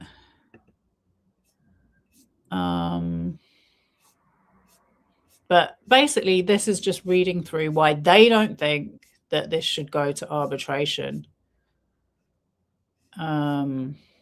which was written into the contract that they first signed.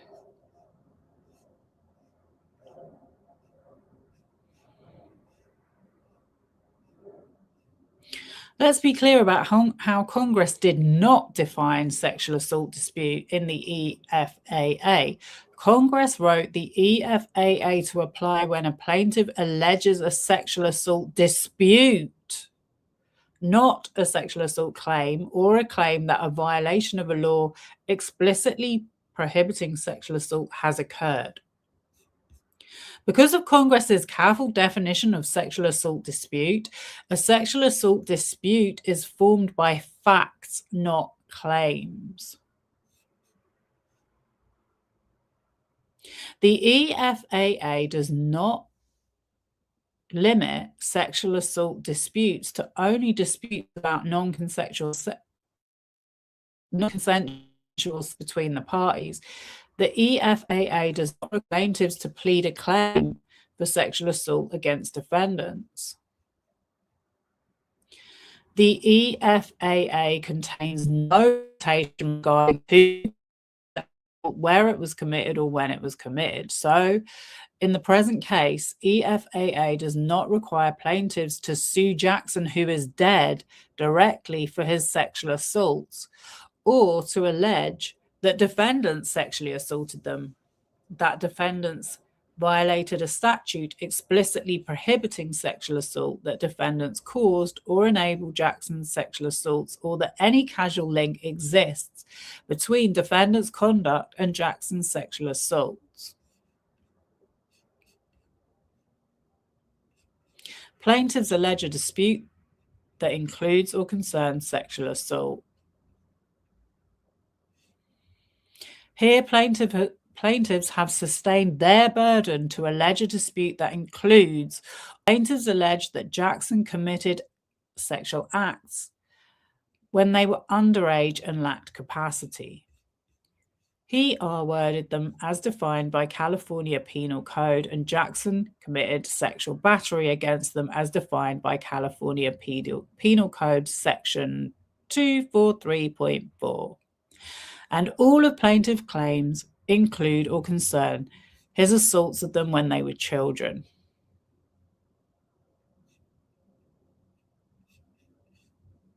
So then they go over all the details of the assault again, and then they talk about defendants might portray plaintiffs' remaining 5 claims, breach of contract, fraud, and breach of fiduciary duty, rescission, and declaratory judgment as lacking any connection with Jackson's SA, given that these claims accrued after Jackson's death in 2009. This court should disregard any such argument. Jackson's SA of plaintiffs are the core of these 5 claims. All 5 claims arise from the agreement, the purpose of which was to compensate plaintiffs for Jackson's SA.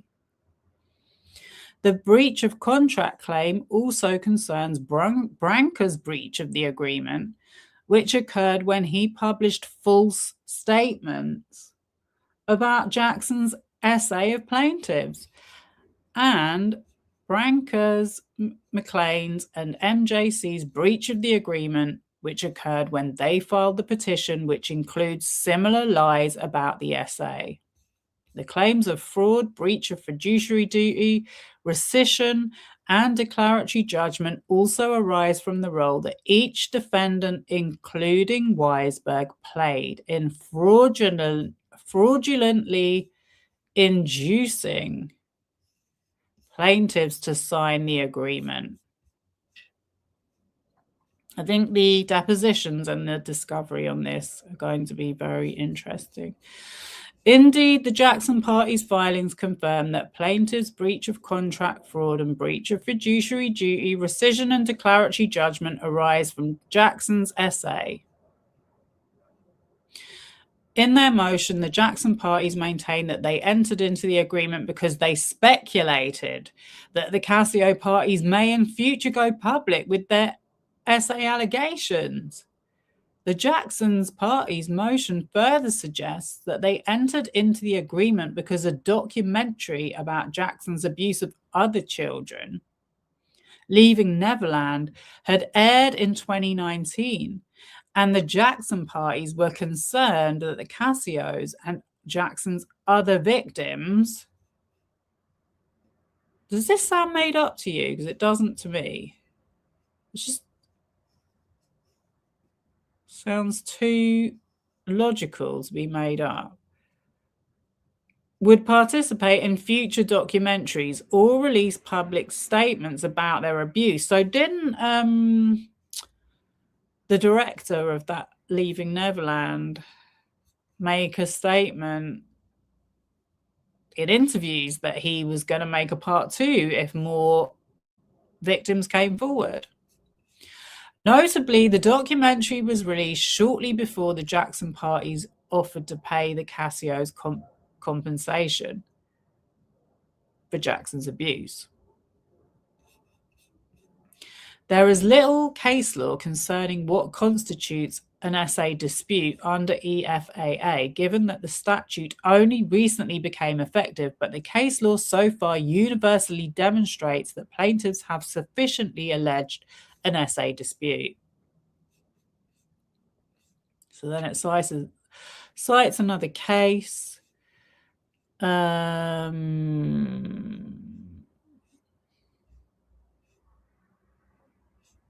don't want to read all of it because I don't want to be on here all night.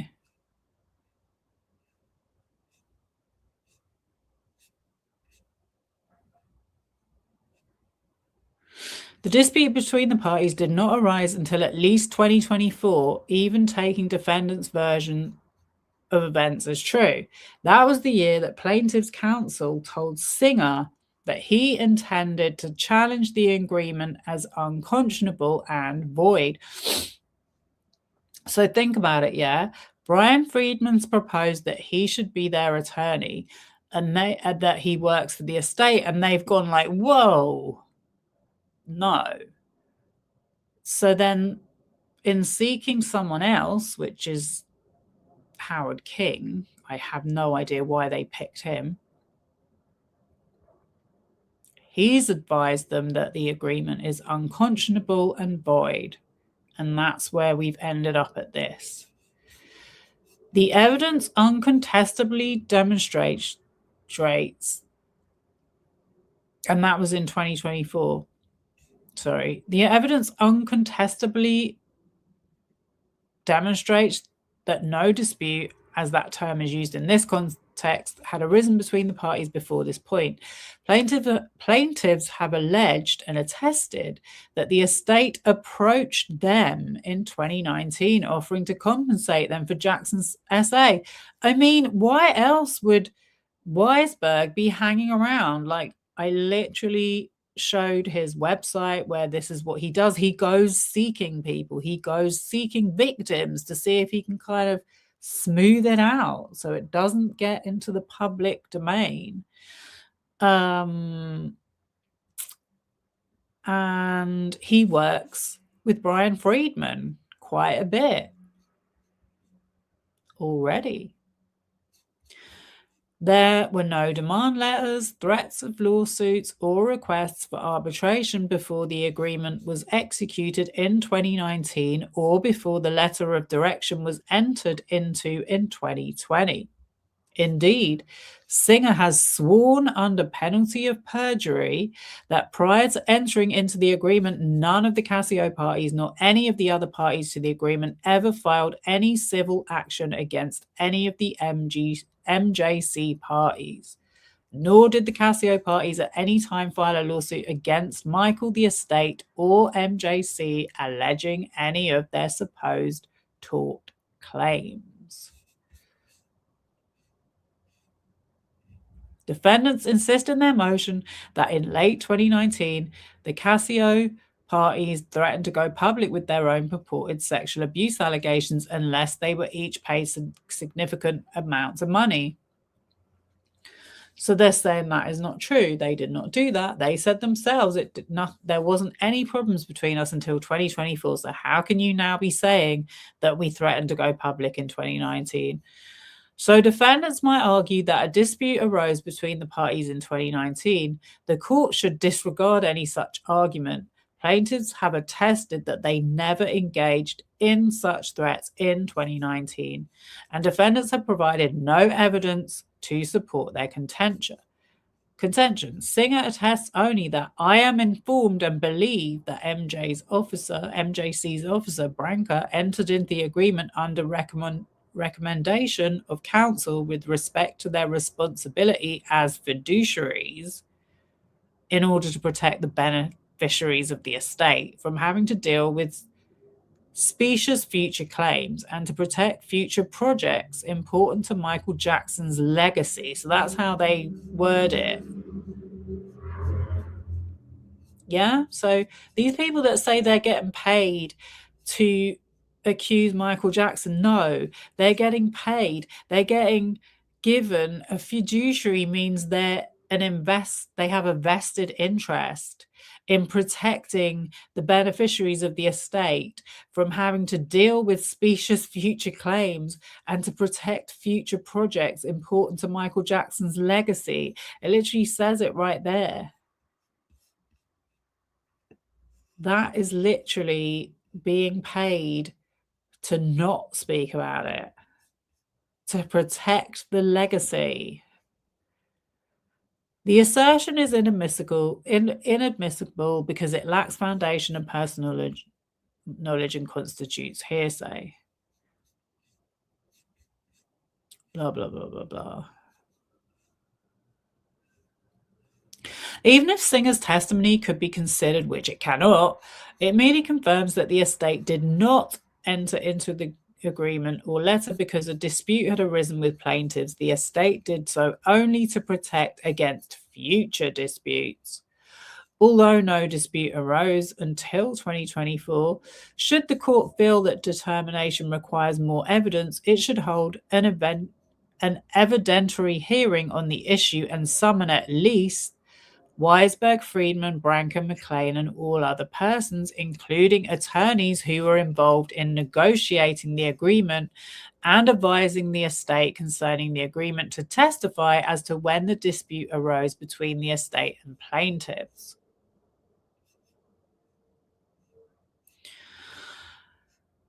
Ooh.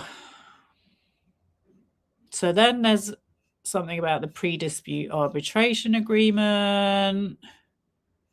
And that's page 25, where it goes up to 30. As for whether a case relates to the SA dispute, the Supreme Court has made clear that relates to is deliberately expansive statutory language, and that one thing relates to another if it has a connection with or reference to.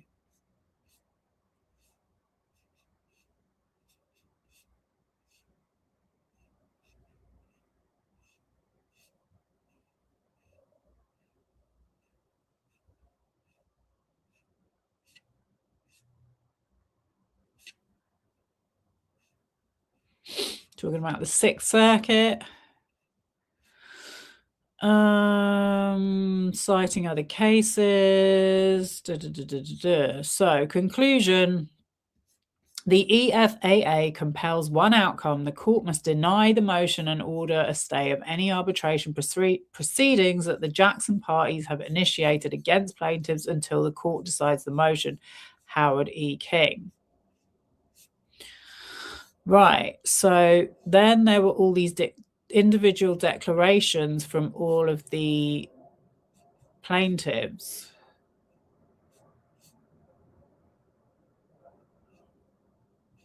And that was Howard E. King's declaration.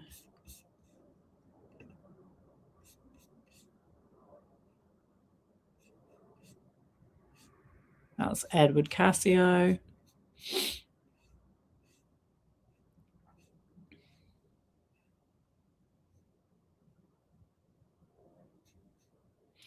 In 2019, shortly after Leaving Neverland aired, 3 agents of the estate of Michael Jackson reached out to my siblings and me, an investigator, Herman Weisberg, and 2 attorneys, Brian Friedman and Howard Weitzman, who is now deceased. We were informed that the estate wanted to meet with us privately at Howard Weitzman's office to discuss our relationship with Michael Jackson and the abuse we had suffered. Oops.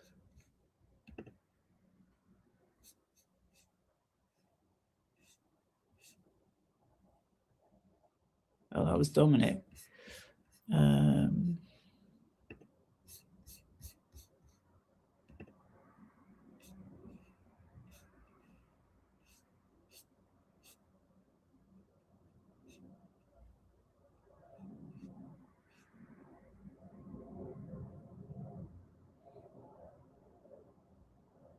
They flew us out to California and met with us individually to discuss our relationship with Michael Jackson. They also flew to New Jersey to meet with our parents. There's a lot of flying about there doing. A lot of effort. Just doesn't add up. The people that are saying that they're making this up.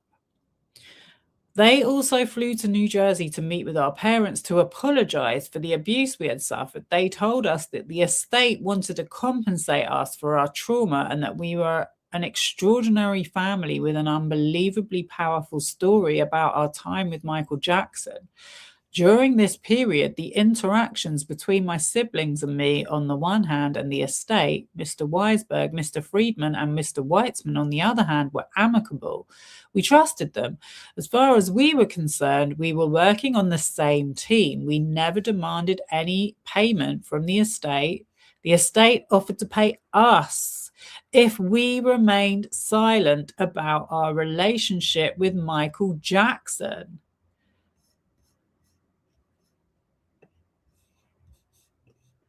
Let me highlight that. Oh, I can't. Okay. The estate offered to pay us if we remained silent about our relationship with Michael Jackson. We never demanded any payment from the estate. This is what they've all made signed declarations of under penalty of perjury.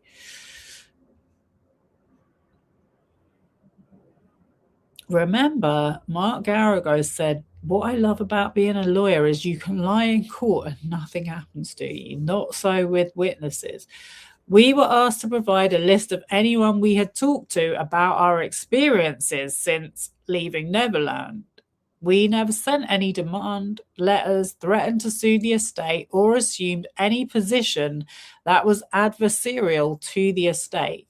We never did so because Mr. Weisberg, Mr. Friedman, and Mr. Weitzman had told us repeatedly that they were advocating for our interests and that we did not need our own attorney, that the amount of money offered by the estate was fair and non-negotiable,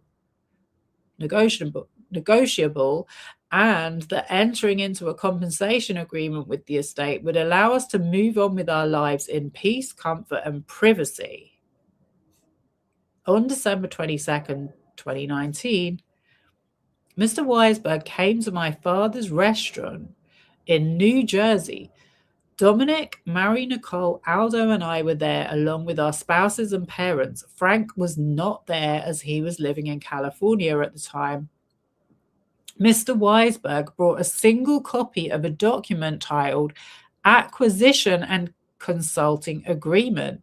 This was the first time I had seen this document, which was read out loud to us. A copy of the agreement is attached as Exhibit 1 to the declaration of Martin Singer, who is counsel to the Jackson parties. I signed the agreement. So did all the other members of my family. When we asked for a copy of the agreement after signing, we were told that only the estate would hold a copy. We were not represented by independent counsel when we signed the agreement. I understand that Frank, Mr. Weisberg, and Kenny Katz signed a letter of direction in January of 2020, January or February 2020, which is attached as Exhibit 2 to the declaration of Mr. Singer.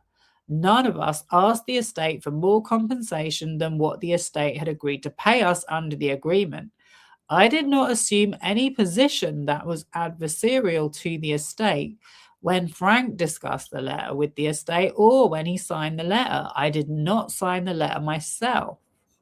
Around April 2024, Mr. Weisberg and Mr. Friedman contacted my siblings and me, which was unsolicited.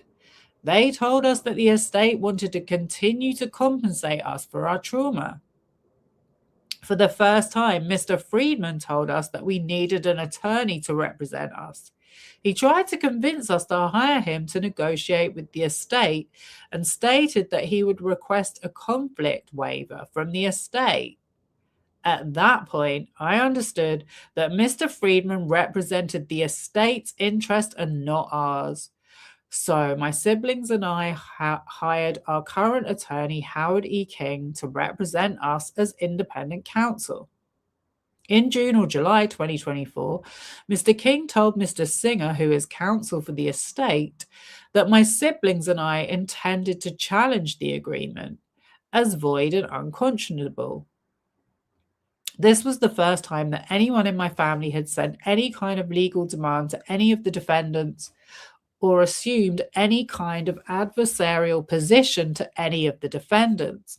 Prior to that time, neither I nor, to my knowledge, any member of my family had asserted any legal claim against the Jackson parties, threatened litigation, or communicated any dispute concerning the agreement. The Jackson party's motion and the supporting declaration of Mr. Singer contain a number of falsehoods. The Jackson parties accuse my siblings and me of engaging in an extortion scheme. They also claim that in late 2019, the Cascio parties threatened to go public with their own purported sexual abuse allegations unless they were each paid significant amounts of money. None of this is true. I declare under penalty of perjury under the laws of the United States of America that the foregoing is true and correct. Executed on the 13th of May 2026 at Greenville, South Carolina. So that's Edward.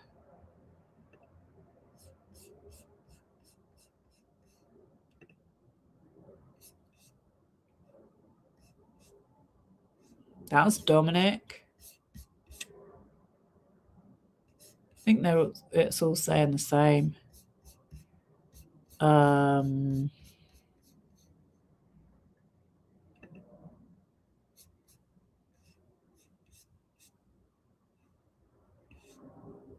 Mary Nicole.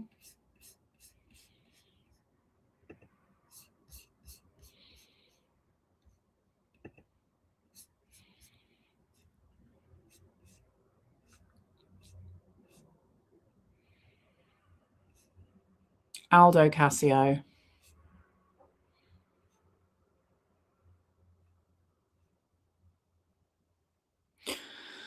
In 2019, the documentary Leaving Neverland was released. The documentary, which I watched, is about Michael Jackson's essay of Wade Robson and James Safechuck when they were children.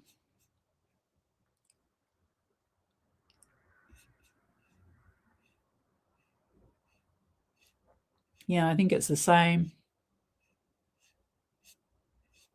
But what I was going to say is, I've seen people saying in the comments that Marie Nicole, because she's a girl,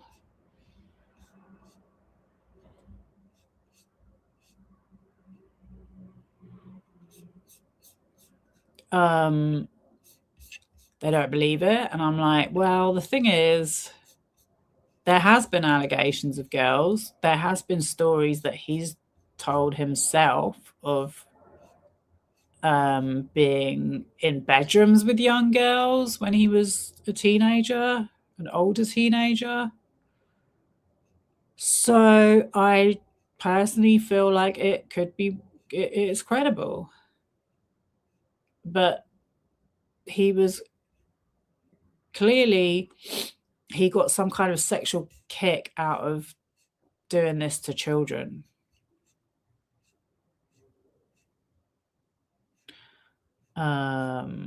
Right, so that's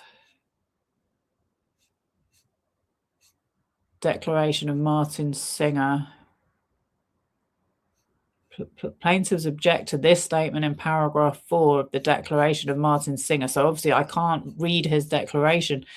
I am informed and believe that MJC officer, defendant John Branca, who is also one of the executors of the estate of Michael Jackson and one of the trustees, entered into the agreement under recommendation of counsel with respect to their responsibility as fiduciaries in order to protect the beneficiaries of the estate from having to deal with specious future. So yeah, that was what I read before. Fiduciary interest means that they have a vested interest in protecting the estate from having to deal with future allegations. Plaintiffs object based on lack of foundation and lack of personal knowledge. Singer lacks personal knowledge that Branca signed the agreement. Singer further lacks personal knowledge as to why Branca entered into the agreement. Singer also lacks personal knowledge as to who the counsel is who advised Branca.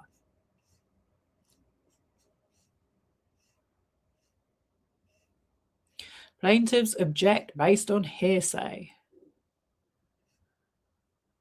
Any statements by Branca to Singer are hearsay. The recommendations of counsel constitute double hearsay, given that Singer knows about these recommendations based on hearsay from Branca. Well, I guess this is good lawyering. Plaintiffs object to paragraph 19 to 24 of the Declaration of Martin Singer based on hearsay.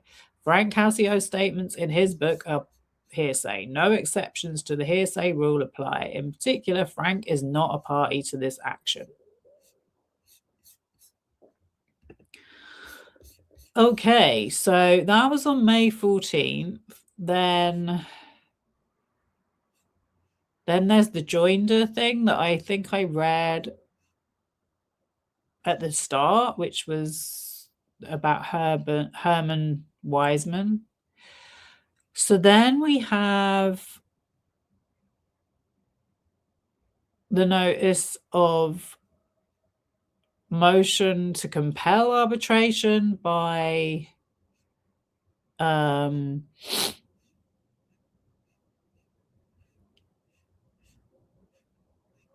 Michael Jackson side.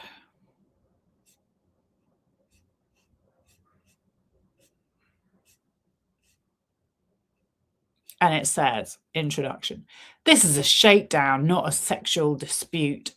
The dispute in this case involves the validity of the agreement, a negotiated settlement, release, confidentiality, non-disparagement, and arbitration agreement. Plaintiff's own opposition to defendant's motion to compel arbitration confirms that this is a contractual dispute as to whether the agreement is valid, enforceable, void, unconscionable, fraudulently induced, and binding on the parties and related defendants.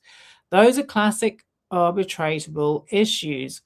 In their attempt to obfuscate the issues and avoid arbitration, plaintiffs are trying to transform this contract enforcement dispute into an ending forced arbitration of SA and Sexual Harassment Act, EFAA. So, trying to remember what EFAA stands for. Case notwithstanding that the EFAA is not applicable, an arbitration is already pending against plaintiffs, claiming that the plaintiffs engaged in civil extortion and breach of contract. In their effort to evade arbitration, plaintiffs have concocted opposition papers that are totally inconsistent with prior judicial admissions made by plaintiffs and their attorneys. Contrary to plaintiffs' arguments in their opposition, this is not an SA dispute being forced into arbitration. This is a post-settlement contractual dispute governed by an arbitration agreement executed after the alleged claims had already been asserted and resolved. The sole issue to be determined by the court is whether the parties' agreement to arbitrate pursuant to the confidential acquisition and consulting agreement dated January 10, 2020, is binding and enforceable against plaintiffs and such that plaintiffs should be ordered to arbitrate the claims alleged in this action. The answer to that question is unequivocally yes. Plaintiffs, along with their brother Frank Cascio, asserted the exact same sexual misconduct claims that are the subject of the complaint on file in this action. So Frank Cascio has also made similar allegations. I don't think I've seen his lawsuit in this docket. Those alleged claims were released pursuant to the agreement, and plaintiffs agreed to arbitrate future disputes with the defendant. So they're arguing that this has nothing to do with the contract. This is a contract issue. Their claims have nothing to do with the arbitration being enforced. Initially, plaintiffs were offered $100,000 to resolve their alleged claims. But let me just say this right now, yeah? There's nothing in these documents and these filings that are saying Michael Jackson didn't do what he did. I just think that if anyone cannot believe it after all of this, then they really are seriously a terrible person. They really are supporting child abuse and pedophilia. That's what they're doing. After intense negotiations, the parties agreed that each of the plaintiffs would receive 5 annual payments of $690,000 each, or $3,450,000 per plaintiff. Oh, no. Wait, what? Oh, yeah, 5 annual payments, right. The reason that plaintiffs filed this action is because they now believe that they ought to have been paid more, since they believe another individual allegedly received the equivalent of $55 million. Oh. Plaintiffs believe that the millions of dollars previously paid to them was not enough. Indeed, plaintiffs do not even believe that $55 million would be enough money to satisfy them, since they demanded the incredible sum of $213 million in 2024. So, on that point, Howard King says that when he was negotiating, saying, I'm now representing them, Singer said to him, make me an offer.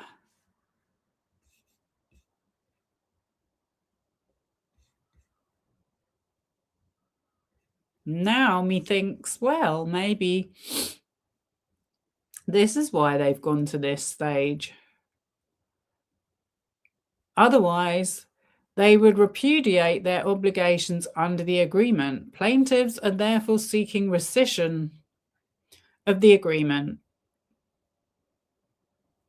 and declaratory relief that the agreement is invalid and unenforceable, so that they may pursue their specious claims asserted in the first 3 fourth claims for relief, which claims were released under the agreement, in an attempt to extract more money from the MJC defendants. Well, the thing is, you're not looking too good by the fact that you already paid them at all.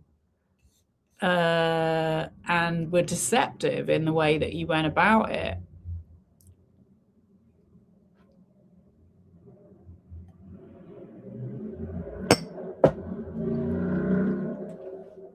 However, this is the American legal system we're dealing with, so it's a bit like the Wild West, especially with these attorneys. The court should reject plaintiff's attempt to transform a contract enforcement dispute into an EFAA case. The MJC defendant's motion should be granted. This action ordered to arbitration, and the case stayed pending arbitration. The alleged dispute arose in 2019. Okay, so they're saying it arose in 2019. And the plaintiffs are saying, no, we didn't have a problem with you until 2024, which is when Howard King they said, how much would you accept?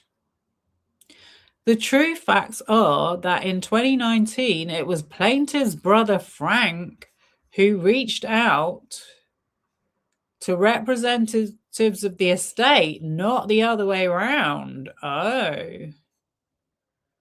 Friedman Declaration. Frank demanded a meeting with representatives of the estate wearing a bathing suit to take place in the swimming pool area at the Sunset Marquis Hotel. Because he was sorry. Okay, so I didn't understand this before. I think this story was published in the Mail. And now it makes sense.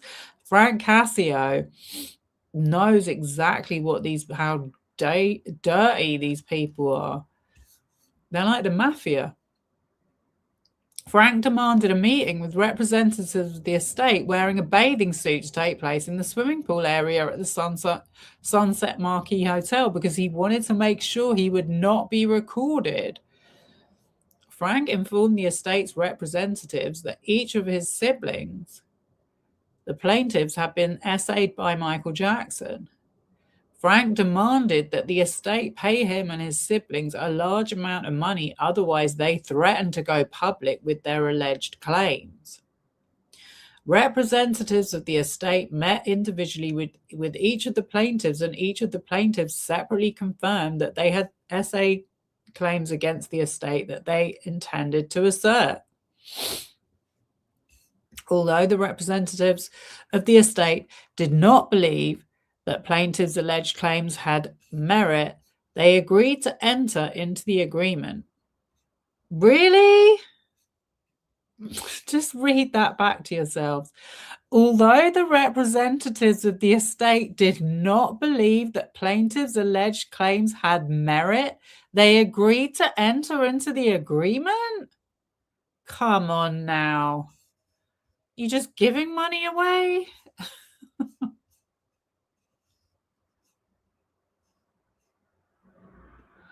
During the course of the negotiations, Frank and the plaintiffs were offered $100,000 each to resolve their claims, but plaintiffs negotiated to receive substantially more money and eventually received $3,450,000 each, paid in installments. Plaintiffs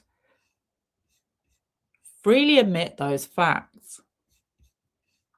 Plaintiffs' statements that there was no claim, dispute, or demand for money made by them in 2019 are absolutely untrue. Plaintiffs' assertion that that representatives of the estate reached out to plaintiffs unsolicited in April 2024 purportedly to offer them more money is also completely false and fabricated. It was Frank who contacted representatives of the estate. Frank is the fool guy in this situation, and he's the only one we haven't heard from. It was Frank who contacted representatives of the estate in April 2024, claiming that he and his family members did not receive enough money under the agreement.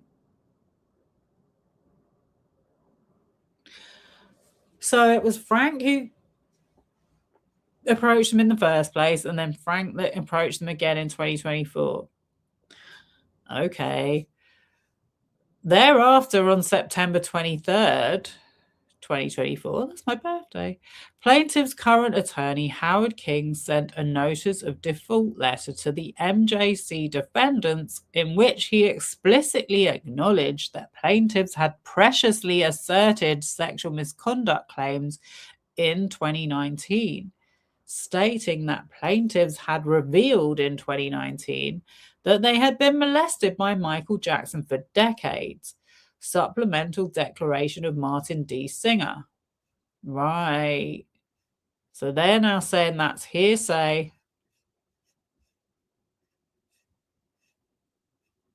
And Martin Singer wouldn't have known.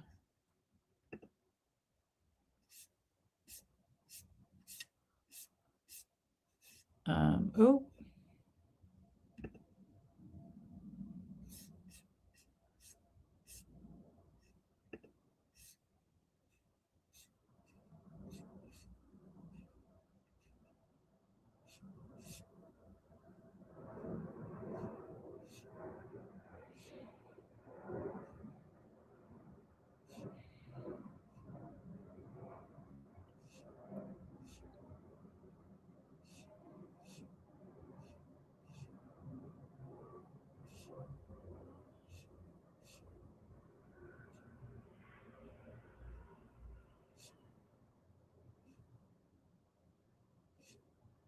I can't find my place again.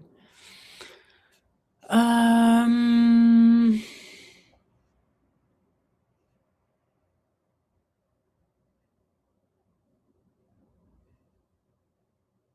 yeah, I've read that bit. Okay.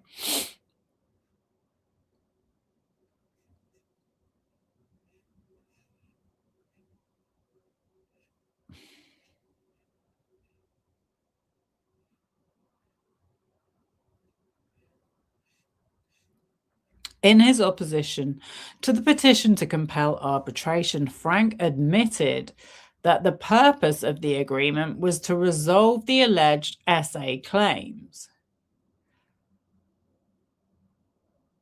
It was kind of ironic that Frank was involved in the 2005 situation of this exact same situation.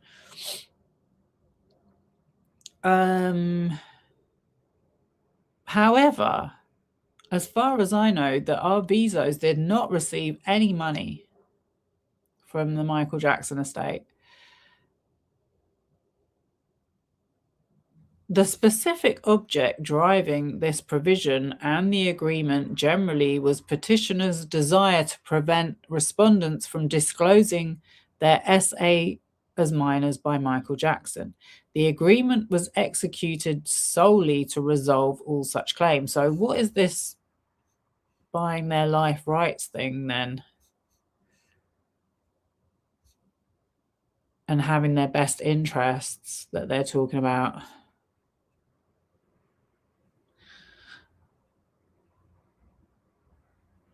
And why would they need to have why would they need to hire a private detective if Frank came to them? Doesn't make sense. Plaintiffs' own admissions in this case belie their assertions that no SA claim was asserted in 2019. Plaintiffs alleged that they were first discovered and they had claims arising from Michael Jackson's alleged abuse in 2019, leaving Neverland deprogrammed plaintiffs and forced them for the first time to become conscious of the reality. Jackson's abuse was wrong and had severely damaged them. Plaintiffs admit that in or about June 2019, plaintiffs told Friedman and Weitzman explicit details about Jackson's abuse.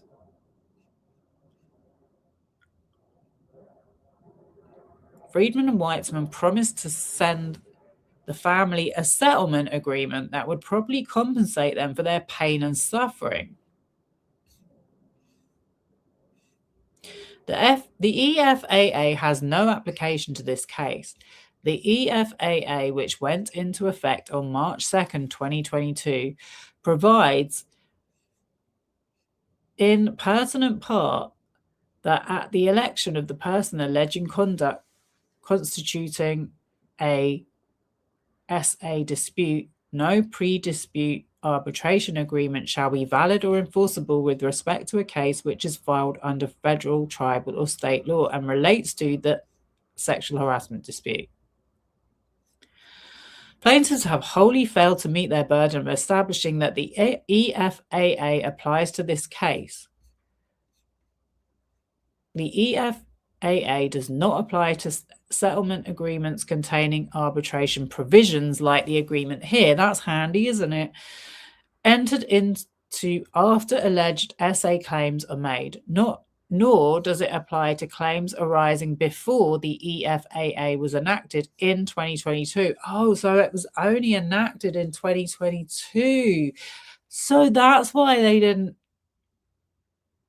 have a dispute until 2024. They had no rights before then.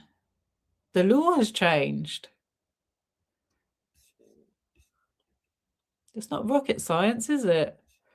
Plaintiff's argument that the EFAA precludes the court from ordering arbitration in this court is wholly misplaced. This case is not an SA dispute, nor does it involve a pre-dispute arbitration agreement. The arbitration provision in the agreement was entered into by the parties after plaintiffs asserted their alleged assault claims in 2019, and those alleged claims were released under the agreement. Wow. Messy.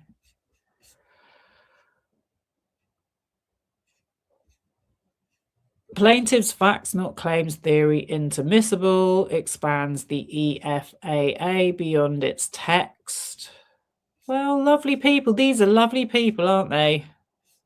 Lovely people. Martin D. Singer. Yeah, this is him, signed by him.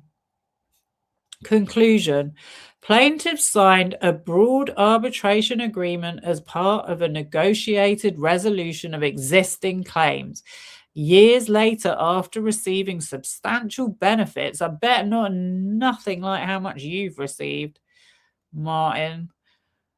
They filed this public lawsuit to avoid the very forum they promised to use to resolve future disputes.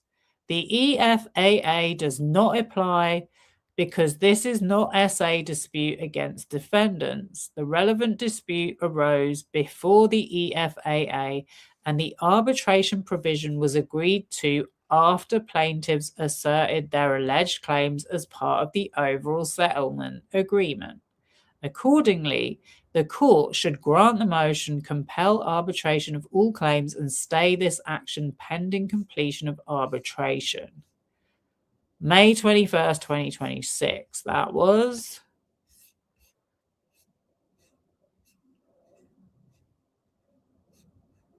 Right, so the last thing I can read is on June 4th, 2026, and it's a stipulation and order.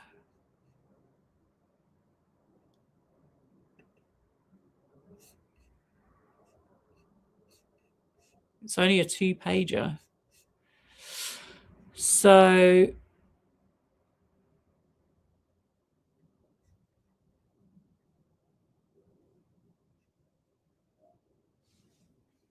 Edward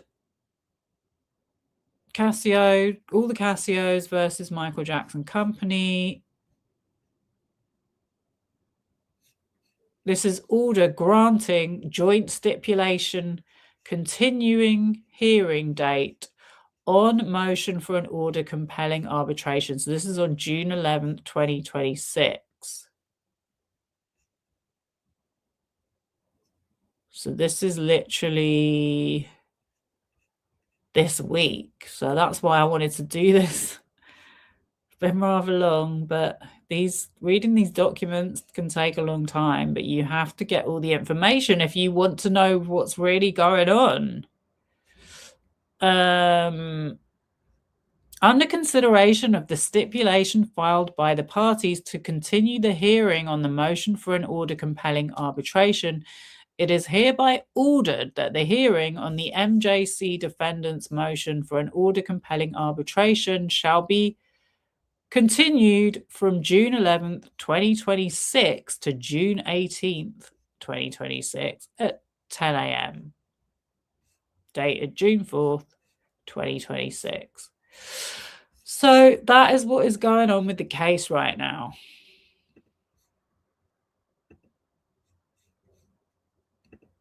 That's Martin.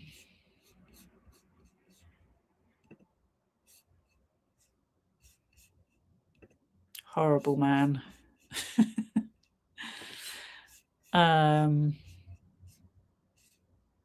Sorry, I haven't been checking the chat at all. I got really into my reading.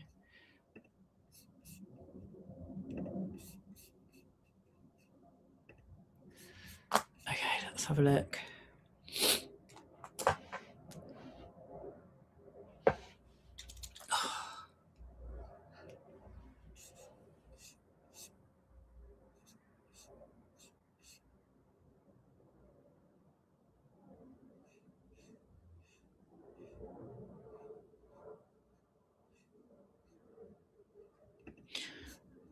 The level of corruption and deception to pretend MJ was even remotely innocent is completely insane. It's all about the money to keep the greedy criminals. Absolutely. This is what I'm saying. This is everything about Michael Jackson is supporting criminal activity. The people that make the content, the people that drive the content, have either criminal charges or allegations against them. They're doing the exact thing that the people who believe them sorry, they're doing the exact same thing as the people they're talking about are doing. Oops. It's not that hard to work it out. Obviously, it is for some of these people with very small brains. Like, Michael Jackson estate has more power and resources. Look how they deal with it. They're bullies. You can just see it in the whole way that the legal process has gone down. Even the fact that Howard King, and because I mean, I'm not a Howard King fan. He's a disgusting man as well. He defends Marilyn Manson,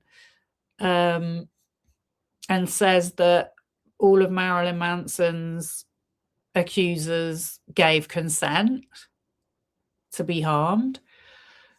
That's his defense. That's his legal defense. But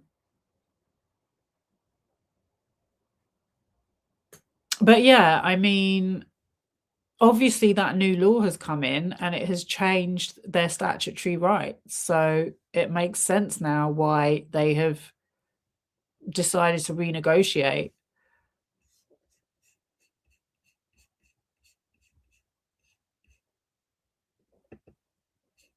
But as I said, I mean, it's not just that they're making money out of people, they're genuinely supporting child abuse and pedophilia, which is like literally the worst crime on the planet, is it not? Can't wait for the actual trial to begin. The Cassios are going to mop up the floor and walk away as ultra millionaires. I wouldn't be surprised to hear the judge snickering several times. I mean, I don't want to be that confident, but I just think that we need to get the evidence out. We need to get those depositions. We need to get the testimonies, exhibits, and then I'm sorry, these people are just going to have to shut up now because it's just ridiculous. Like, you're supporting a pedophile that gave alcohol to children and to children that were recovering from cancer. Like, what is wrong with you?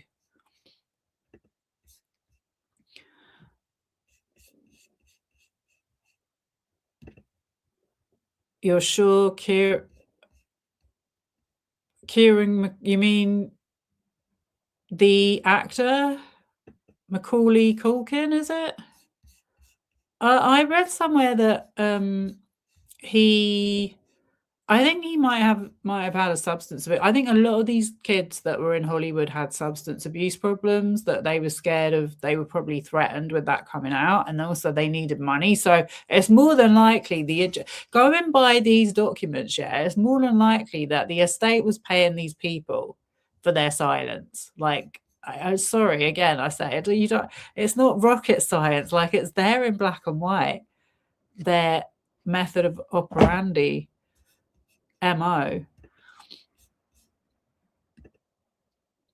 You wish he would stop lying and come forward. He's afraid to breach his NDA and hides like a rat inside a sewage pipe. I mean, look, I can't be mad at anyone for it because, to be fair, the way anyone that has come out and spoken about it has been treated is just like, people have had to leave the country. Do you know what I mean?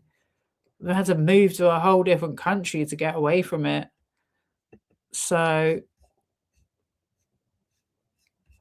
if the NDA nullified and the suit is successful,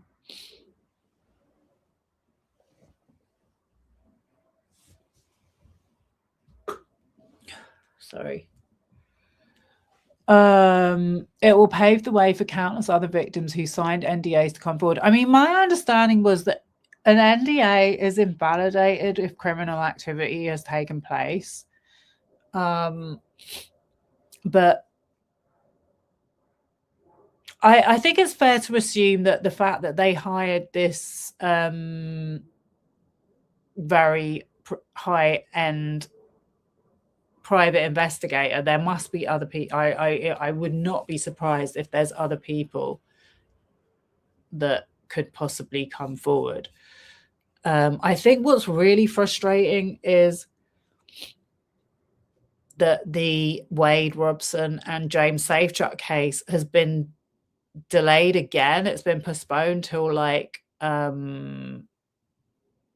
No, 2028, because I thought it was meant to be next year, and now it's been held up again. And like, that is just so frustrating. And I'm like thinking again, people that say they're doing it for money, it's been 13 years and they still haven't got to court yet. Like, do you think they would have not given up by now if they just cared about the money? Like, how are they paying for it? How are they earning money?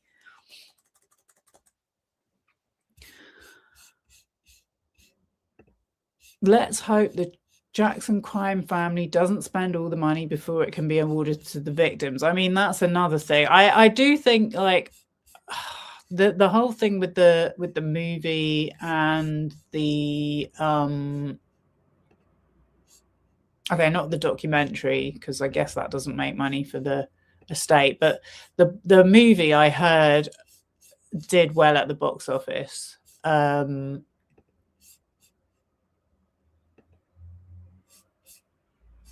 But yeah, I don't understand it. I don't understand why so many people went to see that movie, because it looked like absolute trash.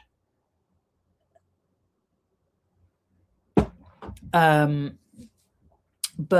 at least thinking that maybe some of that money will go to benefit them is something, I guess. But then Paris Jackson is very much on their case now. These lawyers, she is definitely not a fan of these lawyers. She's thinking that they're taking way too much out of the estate than they should be, paying themselves bonus. Like, didn't they just have to pay some money back that they had paid themselves? So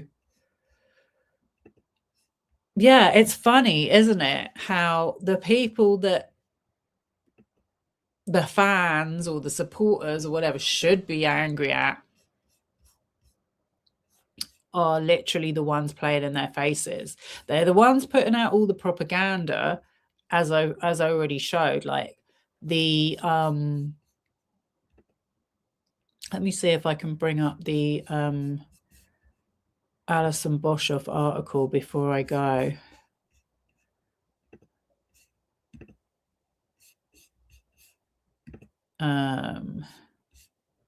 And putting out all this crap that goes on in the tabloids, that they're like, oh, the media hates Michael Jackson.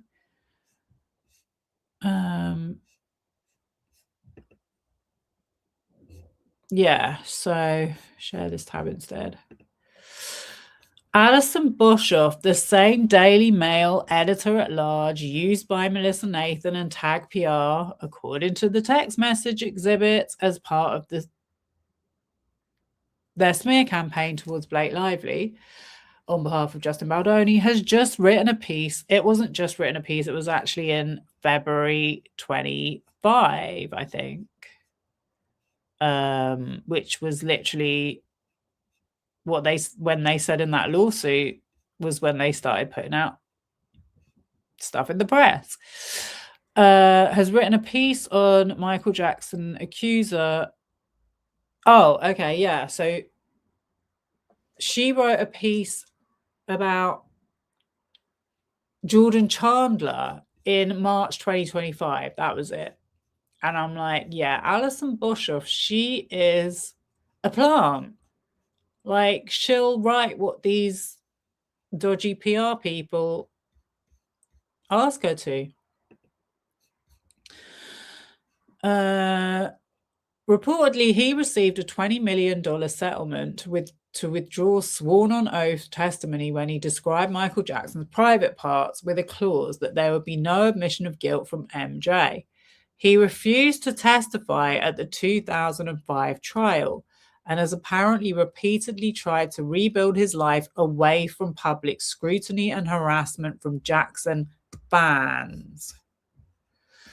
So I also read that the FBI actually tried to get him to speak to them for that trial, and he refused.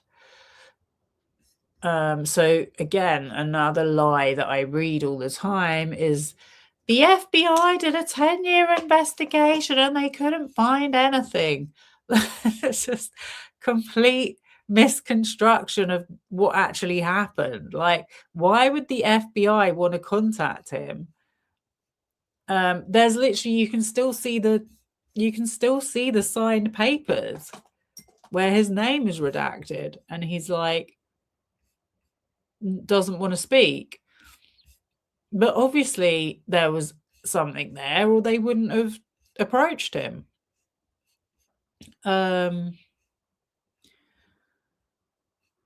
He's apparently repeatedly tried to rebuild his life away from public scrutiny and harassment from Jackson fans. It was earlier reported by Matt Belloni. So Matt Belloni has this like subscription newsletter called Puck. Another Melissa who's friends with Brian Friedman, another Melissa Nathan and Brian Friedman cohort, that scenes from the MJ biopic had to be rewritten to exclude mention of the Chandler episode. However, we only have his word for that. So again, what I'm saying is these are examples of the Michael Jackson estate publicity machine colluding with known instigators in the press that literally do not care about child abuse and do not care about reporting on criminal activity. They just think it's all a big joke. The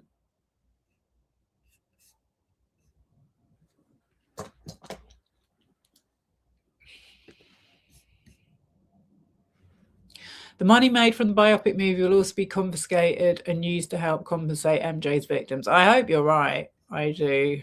I mean, I don't understand why even people that hate Michael Jackson or think that Michael Jackson's guilty, I don't understand why they went to watch it, to hate watch it.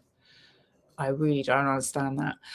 Jacko files have become increasingly targeted by people who know MJ was guilty. It's very dangerous trying to pretend he was innocent these days. Some even say it's suicidal.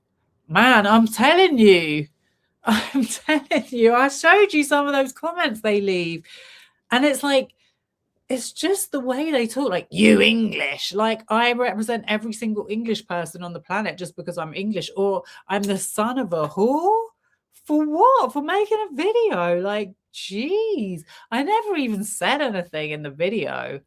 Barely. I was just showing bits of footage that illustrated the title.